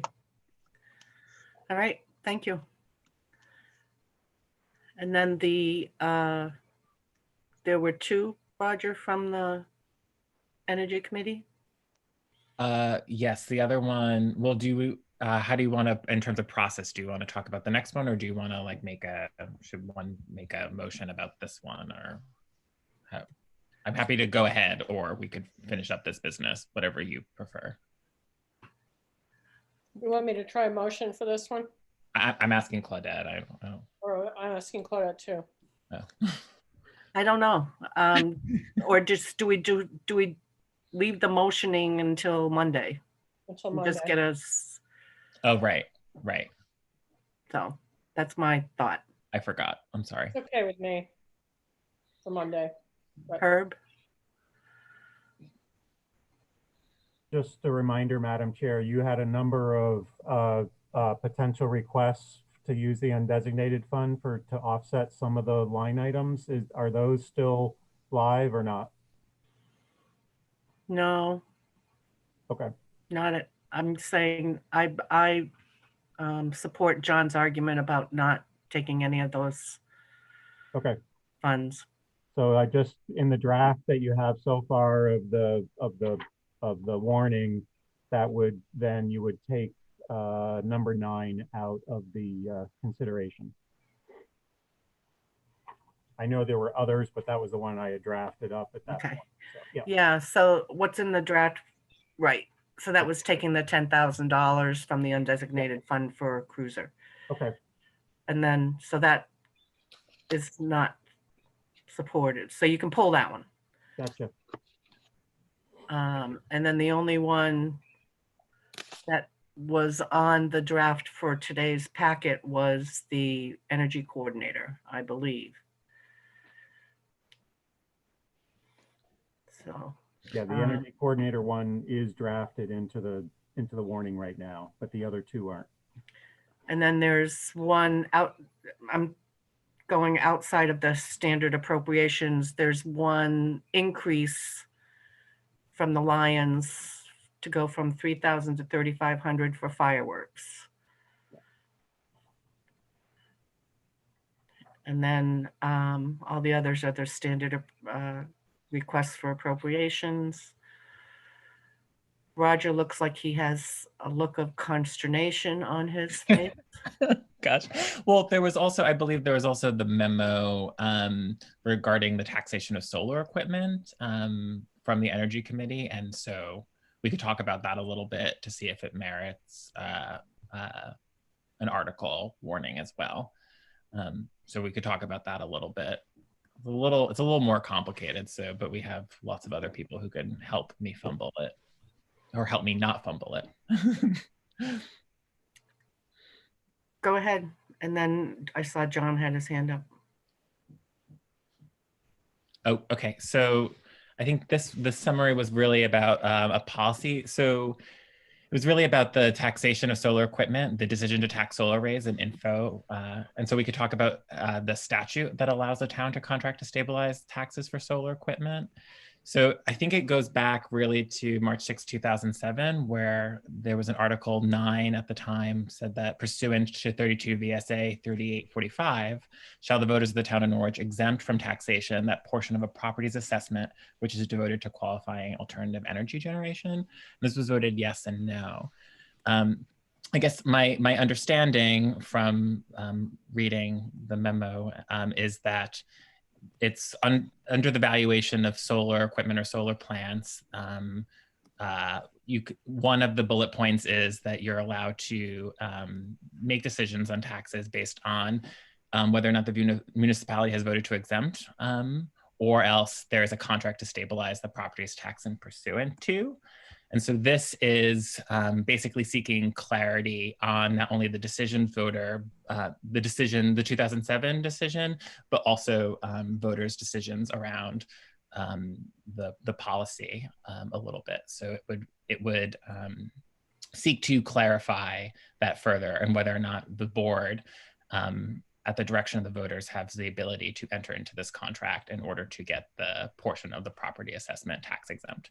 The overall spirit of it, from what I understand, is that it is just, the savings are not huge, but it is another extensive effort. It's part of an additional effort to support solar wherever possible in our community. So was there a scale? There was a scale aspect to this too. Like it had to be above what, 150, let's say, So units, megawatts. It's pretty complicated. I'm not sure we could really make an informed decision Okay. on the fly. But So, John, before you speak, is there, and I'm just going to put the question out, is there a conflict of interest for you to be participating in this discussion based on your No, this is a broad policy discussion. This doesn't have anything to do with any particular project. And I know I own and have no economic interest in any solar project within Norwich. I don't even have solar panels on my own house because my house doesn't sit well for them.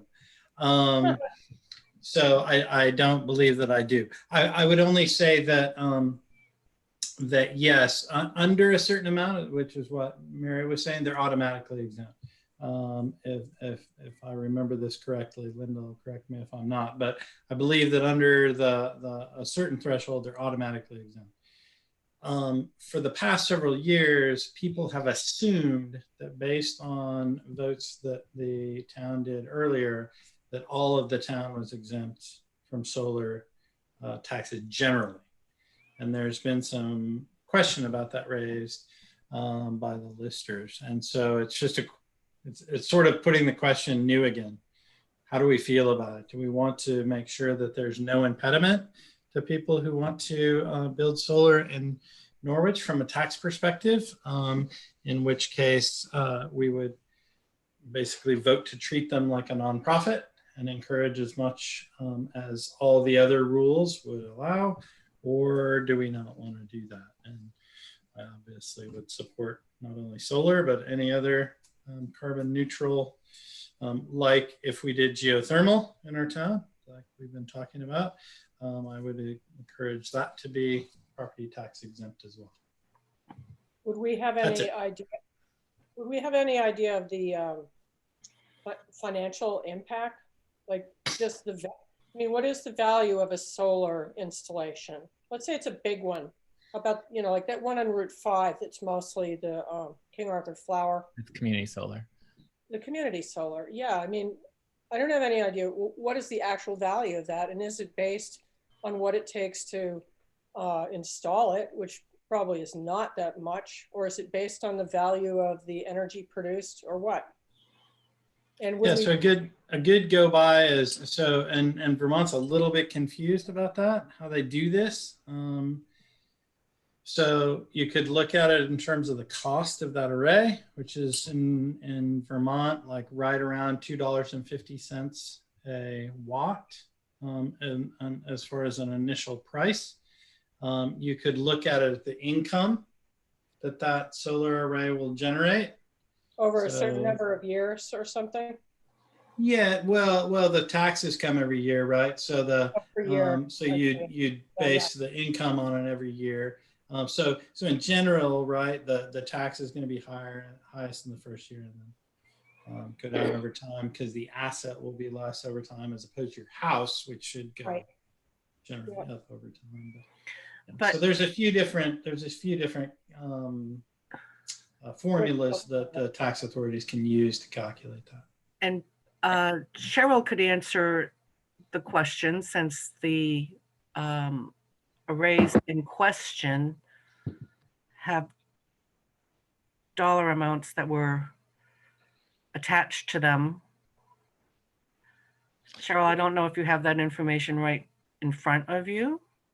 So Cheryl Lindbergh, yep, Board of Listers. I would like to speak to this very briefly. I am not, by the way, anywhere near an expert on solar. I will admit to that. So John's knowledge is helpful. I do know that at the state of Vermont level of interest, the inclusion of solar arrays at a certain kilowatt level are required to be in the grand list of every town in Vermont. And when we came across the fact that we had the possibility of a couple of solar arrays that met that minimum kilowatt limit, we reached out to other listers and our district advisor to advise us, and our own contract assessor was aware of the need to include these in a grand list, regardless of their eventual taxation or not. They are to be included. So those are now a quote parcel in our grand list at a value. That is a calculation that our district advisor assisted with.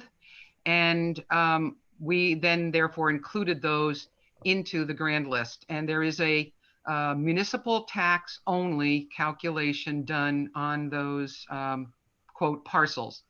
With that said, we did also consult with the town's attorney to review with us the 2007 article and received guidance on that, which was further supported by our contract assessor and the district advisor for Norwich.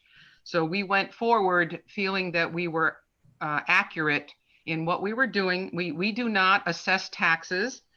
We do not decide any of that. We are merely doing our job, and appropriately so, to include those parcels, and we will continue to do that. It seems to me, if there's a concern in the state of Vermont with regard to doing this, that this effort should be at a state level to see if you can't change the minds of those that are asking us to include these in the grand lists, and not make Norwich, you know, the town that seems to want to always exclude, you know, a fair and equitable inclusion into the grand list for a solar array. Certainly, we're not taxing personal properties. We're not taxing non-profit parcels in any of this. This is strictly a for-profit scenario that is taking place, and certainly somebody could set up an array and have it be a nonprofit entity and do things very differently, but that is for someone to decide to do. I hope that's helpful, and that's how we got to where we are at. I would further say that, well, I'll make my personal comments as a non-lister afterwards. Linda, you had a comment? Yes, thank you. A couple points. So Mary asked about the cost, and in the memo, which is in your packet for last week, so I could give you the example. The formula is 5% of the assessed value of the equipment. So for the 150 kilowatt array, that turns out to be $766 a year. And for the 500 kilowatt array, it's $2,600 a year. So over 20 years, for the smaller one, that's 15,000. For the larger one, it's 52,000. So the amount of revenue in 1 year for both those projects is $3,366. So that's less than 0.1% of the town's annual property tax. So it's a modest amount. It's an extremely modest amount for the town, and it's a modest amount for a solar developer, but it's a way that we can be supportive of solar development. Cheryl's point about if the state wanted towns not to tax, the state would make a rule like that, but the state has given, Right. you know, the approach for local control. So the state has specifically offered the legislative avenue, the contract set up as a way to do it. And then there was a third point I wanted to make. And Cheryl was talking about these as profit making projects. And a key element that's highlighted in the memo from the Energy Committee is that, in fact, there's a very distinct parity issue for some of the projects, not all of them, but distinctly some of them, which is that we are recognized that John mentioned his house is not a good candidate for solar at his house. So the smaller array of the two that we're talking about, half of it has been purchased by individual people as their community solar. Off-site solar, it works the same way like from the utility in terms of getting the credits on your bill, etc. But they did it because they couldn't do it at home for various reasons. And so if they had done it at home, there would be no tax on the equipment. But yet, at this point, unless we take action, there's tax on the equipment. So there's a parity issue between on-site solar and off-site solar for households. Well, and I could argue against that, but Rob, did you have a comment? No, everybody froze, and so I was freaking out. So how I differentiate this is that if the solar companies are a business, they are profit-making businesses. If they were to build a structure that had 4 walls and a roof, they would be taxed. It would be a parcel. And I see this as the same argument. They are profiting from the solar array. And I just see it in my mind as I don't see it as any different than a structure or any kind of parcel. Could it be seen as a subsidy by the town? Since if it is not taxed, is that sort of a solar incentive that Norwich is making? Which maybe it shouldn't, but just saying. So, and John has his hand up. Yeah, so I think Mary, your point is a good one, and Linda's and Claudette, you have two sides of the same point, which is also good. I think a totally legitimate place to land on this would be on community solar, and say community solar is not going to be taxed in Norwich. If we are building an off-site location for folks who can't put solar on their roofs, a key part of this is not people like me whose houses are covered and have too much tree cover. It's renters, right? Oh, it's right. really hard to make solar available to renters. It's all kinds of difficult because of credit and stuff like that. So let's not add another thing that makes it harder to allow renters and folks like that to benefit from solar. If you're doing community solar, let's just have that treated. And I would say that's not a subsidy. That's recognizing a failure in the state government's part to not treat those type of users the same, right? So their situations are different.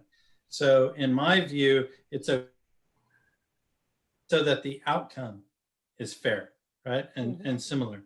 I would also say that conversely, yeah, a purely for-profit solar that's benefiting another business, right? So you've just done, and so some of mine are like that, or actually mine actually benefits a nonprofit and a municipality, but whatever, it's not community solar really. So tax those and we'll factor that in. But all you're doing by adding that tax, you're generating some tax income for the town, and you're making solar more expensive for those individuals who happen to not be able to put the solar on their house. So I would think that would be a great middle ground to find. Roger. The only, Cheryl has her hand up, but the only thing I would add to what John is saying is, you know, I think the recommendation was for a future motion to ask voters to provide general authority to us, the board, to enter into contracts with developers of solar projects to set their municipal taxes as close to zero as possible. So we can, you know, in consultation with our attorneys, like set that amount, you know, ourselves too. But I think, you know, for the purpose of the article, I think we should ask for general authority. But, you know, I like, which is just to say that, you know, this is policy ultimately, like, you know, like the reason why the 2007 is, you know, 2007 article is not enough is because there's other, you know, this is like, we have general authority in with the municipal vote, but there's other aspects to it. So this is really sort of speaking, this gives more clarity that this is a policy decision and that we as policymakers can enter into these contracts. So what John is saying about like amounts can come, I think like can come later. We're seeking, I think the recommendation is that we seek permission from the voters to have the general authority to enter into these contracts to further clarify it. Linda Gray has her hand up. Cheryl was first, but I don't know if Linda Gray should go first because she might be clarifying something that I said. That's fine with me. Oh, thank you, Cheryl. I just wanted to say that I don't know if you probably don't have any draft language for the article, but if possibly to clarify for voters as they understand what they're voting on, and you might wish to embed in that that your desire is to give the select board the authority to enter into contracts, and you might somehow figure out language to specify that it is to reduce taxes for community solar. That would restrict your authority, but that's your intention, and so you might as well be clear about it so that people who might have concerns, it's like, oh, why are we giving a profit-making company a break? They would understand that it's right. To create parity among households who have solar, the ones who have it on site, to be equal with in their tax treatment to the ones who have purchased solar off-site. Right. I'm way more comfortable with something like that than just a blanket, not have those panels assessed or for whatever. But Cheryl, go ahead. Hi, Cheryl Lindbergh again. I had a couple thoughts, and there's been a lot of things that have been said to help me understand more. But I wonder, in these installations that we've had, am I incorrect that there are individuals that are not in Vermont who are profiting from the solar installation, such that it doesn't just help the Norwich, Vermont people? It was one of my questions about how these get set up and who the credits benefit and the whole installation's financial picture. But the other thing, to Linda's comment about, yeah, it's not a lot of money to the town of Norwich, but then it's not a lot of money to the organization, the business that's making the money from the solar array. So I think it looks, you can look at it both ways. It's the cost of doing business, and it helps the municipality who now has this in existence somewhere within the town boundaries. So Linda, I'll take one more comment and then I'm moving us along because the language of the article is not even available for anybody to really review right now. I just wanted to answer Cheryl's question about who benefits. So these are what you call net meter projects, meaning there has to be a local Green Mountain Power customer whose account is tied to the output of the solar panels. And in the case of community solar, that means that it is individual households who have invested in it just the same way they would have if they had invested in solar to be installed in their field or on their roof. So those people are most definitely Vermonters. In fact, most of them are Norwich, there would be a few, like I know of the community solar that's off Union Village Road, a few people live in Hartford, I think. But it is definitely all local people. Okay. So Claudette, would you entertain a motion to communicate our intention to enter into conversations with our attorney about this article warning? Well, we only have until Monday. So right. The article needs to be presented in some kind of draft format by Friday to be included in a packet for Monday. Right. So, and if Herb feels he needs to consult with the attorney, then he can consult with the attorney, right? Well, I want to communicate our intention for Herb to do that work, because if we don't have an intention, why would Herb do that work? Yeah, so I don't know. It's pretty muddy. It's pretty muddy and last minute. I mean, I can see the value of trying to figure it out, but without a really solid article, it would be kind of article. Maybe it's just not ready for this year's prime time. But yeah. I don't personally think it's that complicated. Yeah. Well, right? John, you could say, do the voters of Norwich support not taxing community solar in Norwich? Oh, okay. Well, if it's that's all you'd need to say. And then if you wanted to be super generous to project owners like me, you could say, we're not going to tax solar in general in Norwich, but that doesn't seem to me to be the sense of the group. Okay. But certainly you could say something very simple like the town of Norwich, to the extent allowable under state law, is not going to assess property tax on community solar arrays. And community solar arrays that only that benefit the town of Norwich residents, or community solar arrays that benefit any GMP customer from North Hero to Bennington? Yeah, we get a lot of flack for not doing anything to help anyone outside of our borders in Norwich. I would hope that we could extend this benefit at least to other Vermonters, if not to the stray person who wanders in from New Hampshire. Linda, before I go to you, I'm just going to touch base with Rob and see what Rob is thinking. So I'm curious as to whether or not I need to abstain, being a subscriber to the Union Village Community Solar Project. Probably because you would I'd be biased. potentially, Yeah. This is a I policy don't know. decision. There's very clear guidance on this, that when an elected official is voting on a tax matter, he need not recuse himself by simple dint of being a taxpayer. Pam But- Smith also has her hand up. Claudette. So no, I'm gonna.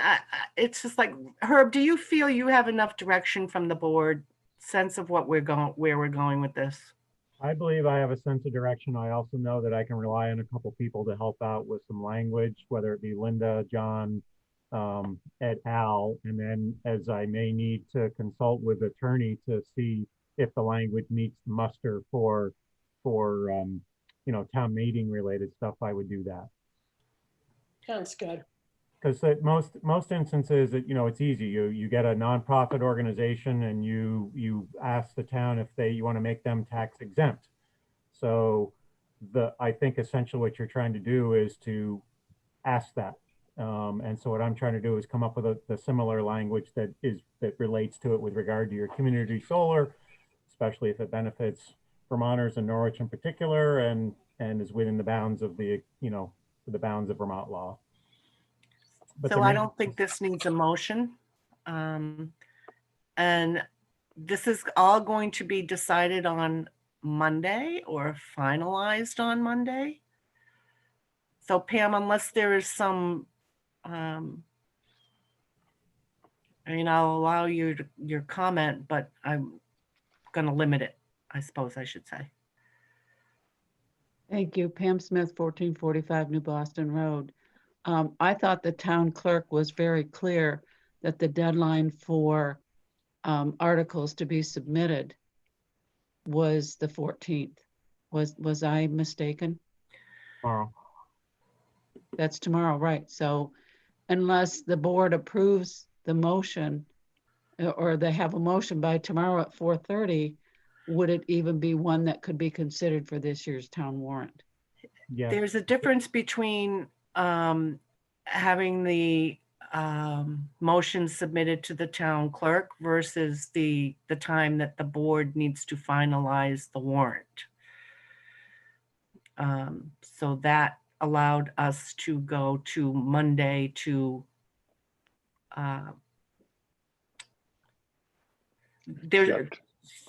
to discuss approving the warrant Okay. All with right, the thank you. articles. So Thanks for, the general public needs to get any proposed articles to Bonnie by Thursday. Yes. okay, thank you for the clarification. You're welcome. Bonnie Monday has her hand up, Claudette. I'm just the messenger of Unless I'm, okay, Bonnie, clarify if I'm wrong, but you have to. go ahead. Yeah, no, the select board can put this on by their own means. They can do it with or without a petition. A petition would mean I would have to have it. And if they did have 5% of the voters, you would have to essentially put it on the warning, but you do have the ability to put this on by yourselves. Thank you, Bonnie. Without a petition. Right. Okay. So my one question to ask the rest of the board is if we want an article that has the town vote on or give us some understanding about whether or not they want to invest more money in the Beaver Meadow scoping or Beaver Meadow sidewalk. We had less than a quarter of the checklist participate in any of the discussion. So it's a thought. We did it with the rapid lights, the blinking lights, prior to deciding whether or not to to spend any more money. So, I think it's a good idea. I mean, I think there's strong neighborhood support for the scoping study, but not perhaps townwide. Or not, you know, right, we don't, you wouldn't know unless you put it on there. right. When is it slated in the the capital plan that it's not the not approved capital plan? Is it soon? It's sooner than. Well, I we have the Dubois and King is back on the 27th Mhm. to present the final report. Yes. There was a proposed $20,000 additional engineering work. I don't know. I looked at the plan. I don't know what the timelines are. I don't know any of that off the top of my head. So I ask because obviously any request like this in a time like this is like a time like this informs the answer, right? So I feel so that's the only reason I say that, because if it's, I would like to not be in a pandemic year to ask people's advice on expanding our capital projects, if that makes sense. I feel like this year will condition that thinking. That being said, it's hubris to think that the pandemic will only be 1 year. So that's the only thing I wanted to contribute, that I think, to ask this year of all years would be unfair to the project. That's all. Right, but then by not asking, it's kind of implied that it will continue, which is what I believe the neighborhood people or the people who are in support of this project truly expect to have happen. So, Herb? Going along, there's never been a foregone conclusion that just because the study's being done and completed, it would move us to the next phase. Basically, we're looking at it as kind of a three-phase approach, where then we would apply for some additional money to move forward, if you opted to move forward with it, to under the same grant program, to be able to do the final engineering and design and right-of-way acquisition as may be necessary, and then thereafter a follow-up to do some construction. So that's why the next phase is the engineering analysis. But even the neighbors that are very supportive of this have been told right along the way that we're at a juncture of, we've got the scoping report done. There's going to have to be some additional decision made to move it to the next phase. So I just want to make sure that that's understood, that just because you did the scoping analysis, there was no foregone conclusion that we'd be moving to construction.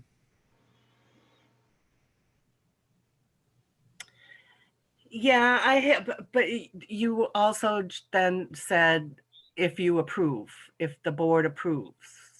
So I guess from the listserv postings and from sitting in on the project meetings,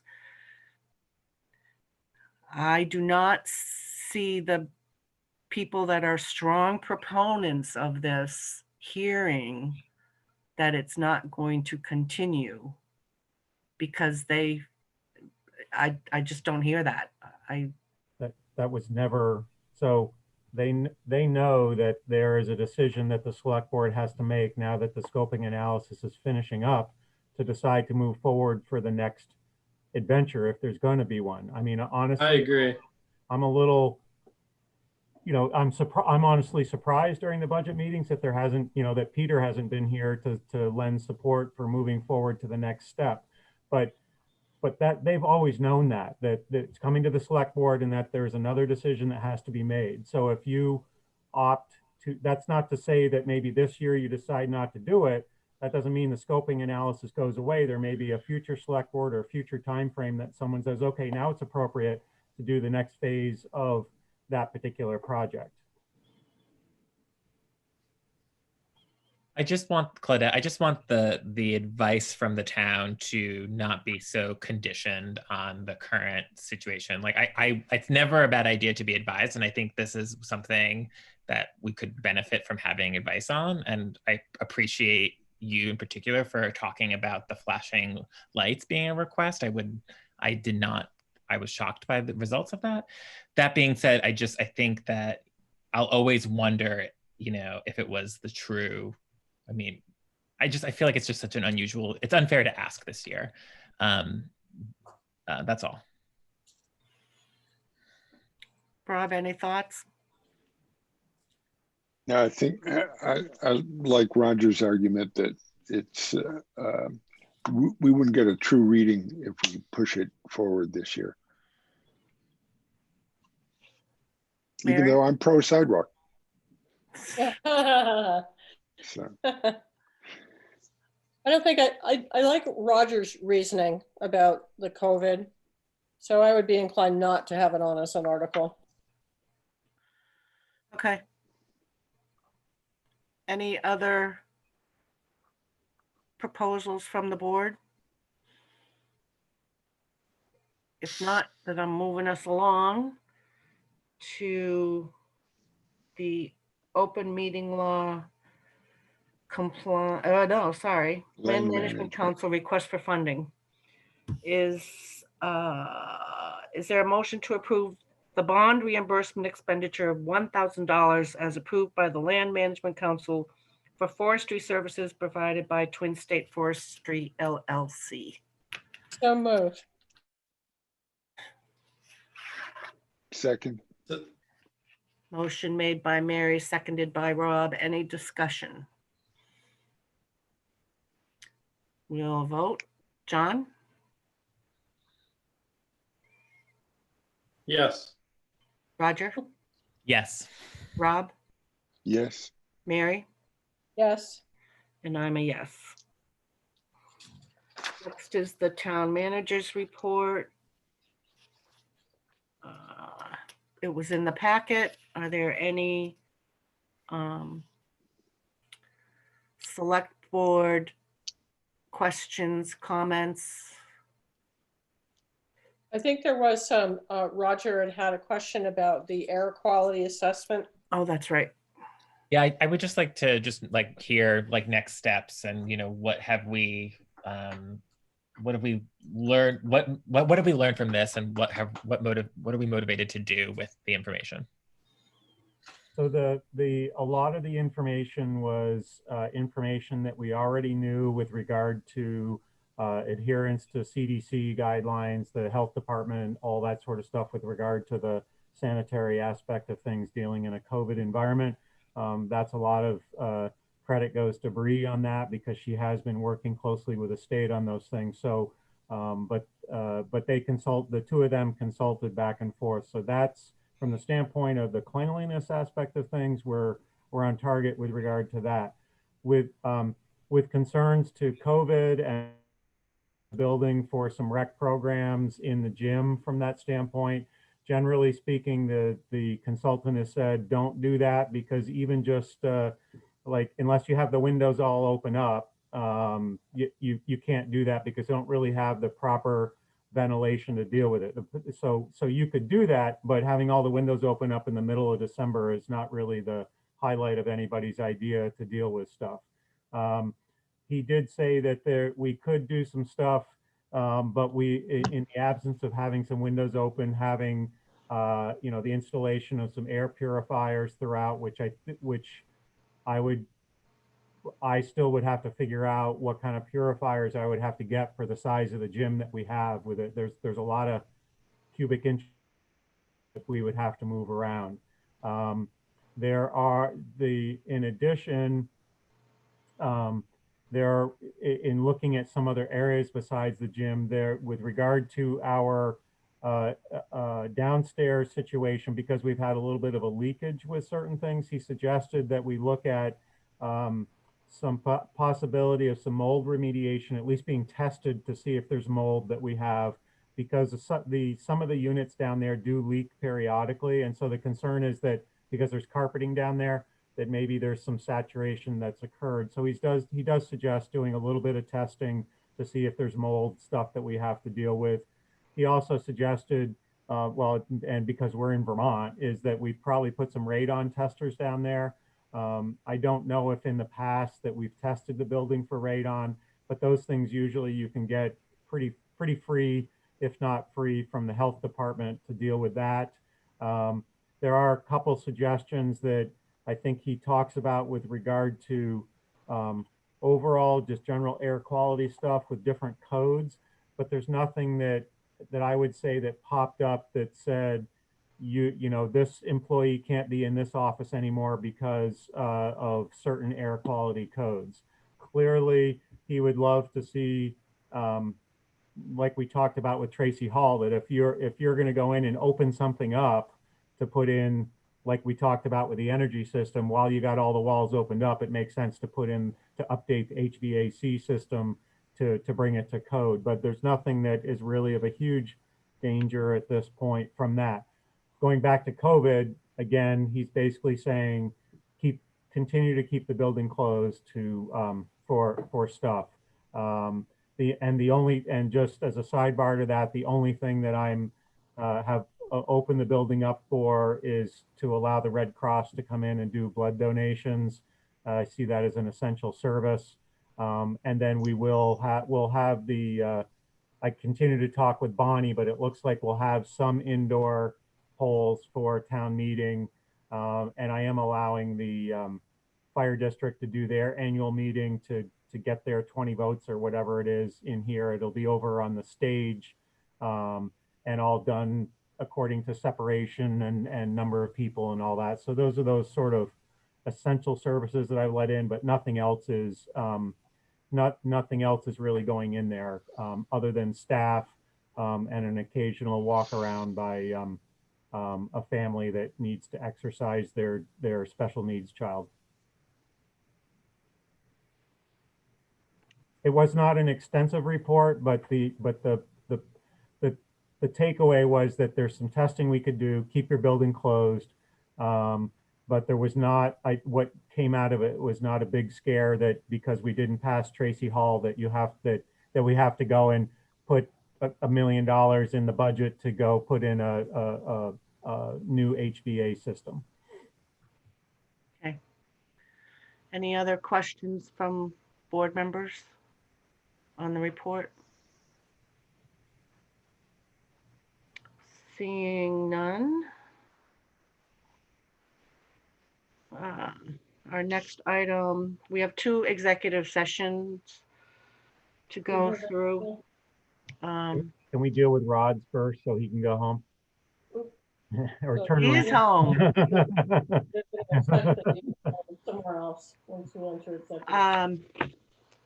That's fine. If any objection to doing the second executive session first? No. Is anybody willing to make a motion? I muted Mary because she was talking in the background. So you have to unmute Mary, sorry. All right, Roger. I'm willing to make that motion. Please go ahead. Okay. And this is number 11, I believe. Yeah. Okay. I move to make a finding that premature public knowledge of the select board's position relative to civil litigation would place the town at a substantial disadvantage. Is there a second? Second. Motion made by Mary, seconded by Rob. We'll vote. John? Aye. Roger? Yes. Rob? Yes. Mary? Yes. And I'm a yes. Second part of that? I move to enter executive session under 1 VSA section 313A 1E, pending or probable civil litigation or prosecution to which the public body is or may be a party, to discuss a litigation issue involving zoning fees, and to include the town manager and the town zoning administrator. Is there a second? Second. Motion made by Mary, seconded by Rob. We'll go to a vote. John? Aye. Roger? Yes. Rob? Yes. Mary? Yes. And I'm a yes.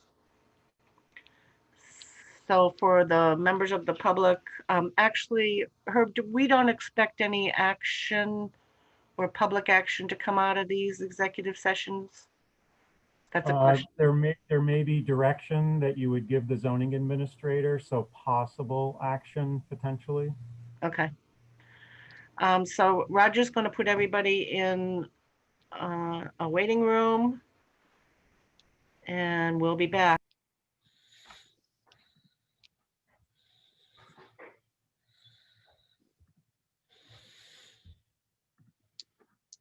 Miranda, you can go away because I can. Oh. No, it's all right. I'll text her. Okay. Who's left? Linda. Okay, mute. We're back. Okay, is there a motion to end public session? So moved. Is there a second? Second. We'll roll call. John? Aye. Roger? Yes. Mary? Yes. Rob? Yes. And Claudette's a yes. So back in public at 9:54. And the board just wants to make a statement that we agree with the zoning administrator on the resolution to the issue about zoning fees. Does that cover it, Herb? Okay. So we have another executive session. We're almost done, guys. I know it feels like midnight and not It 10 does. o'clock. So, Go ahead, Mary. all right. I move to make a finding that premature public knowledge of the select board's position relative to civil litigation would place the town at a substantial disadvantage. Is there a second? Second. Motion made by Mary, seconded by Rob. We'll take a vote. John? Aye. Roger? Yes. Mary? Yes. Rob? Yes. And Claudette's a yes. Second Okay. part of that? Part two.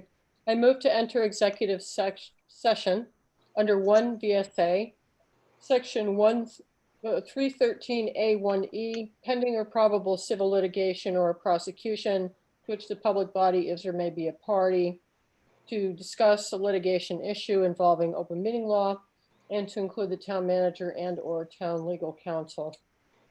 Is there a second? Second. Second. Oh, Seconded, motion made by Mary, seconded by John. We'll vote. John? Aye. Roger? Yes. Mary? Yes. Rob? yes. Claudette's a yes. So back into executive at 9:56. Is there a motion to end a public session? So moved. Is there a second? A Second. motion made by Mary, seconded by Rob. Gonna roll call. John? Mr. Langus. Aye. Sorry. Roger? Yes. Mary? Yes. Rob? Yes. And Claudette's a yes. Is there a motion to adjourn? So move. Motion made by, oh, sorry, public session at 10:29, adjourn. Yep. Motion made by Rob. Is there a second? I'll second. Seconded by Mary. Roll call. John? Here, here. Roger? Yes. Mary? Yes. Rob? Yes. And I'm a yes. And thank you, everyone. Thank you. Thank Nice you. job on the budget, guys. I think we got to Yeah. a good place. Good. Yeah, it'll be, I mean, I'm going to be very interested in how Reactions. the people decide, especially with the hit that they're going to have to contemplate on the school side. Yep. That's, It's ugly. yeah, Yeah. it's, well, you don't know part, yeah, unless you watch the meeting, there's some there's a bond, there's a separate bond on top of the budget itself. Uh-oh. So, Very, very well-deserved bond, I might add. yeah, it's for IT work, but it's not an insignificant chunk of change, that's for Right. sure. Good night, everyone. Yeah, right. Oh, and there's also, you really should watch the meeting because there's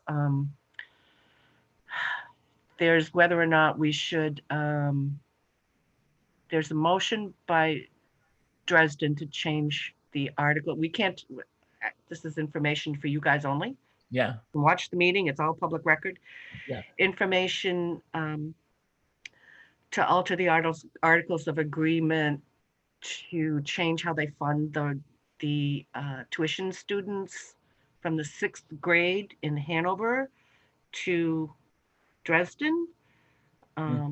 But as part of that, the push from the Hanover Finance Committee is to somehow make Norwich pay for the Richmond Middle School 6th grade wing, or somehow prorate. Trade-off kind of thing?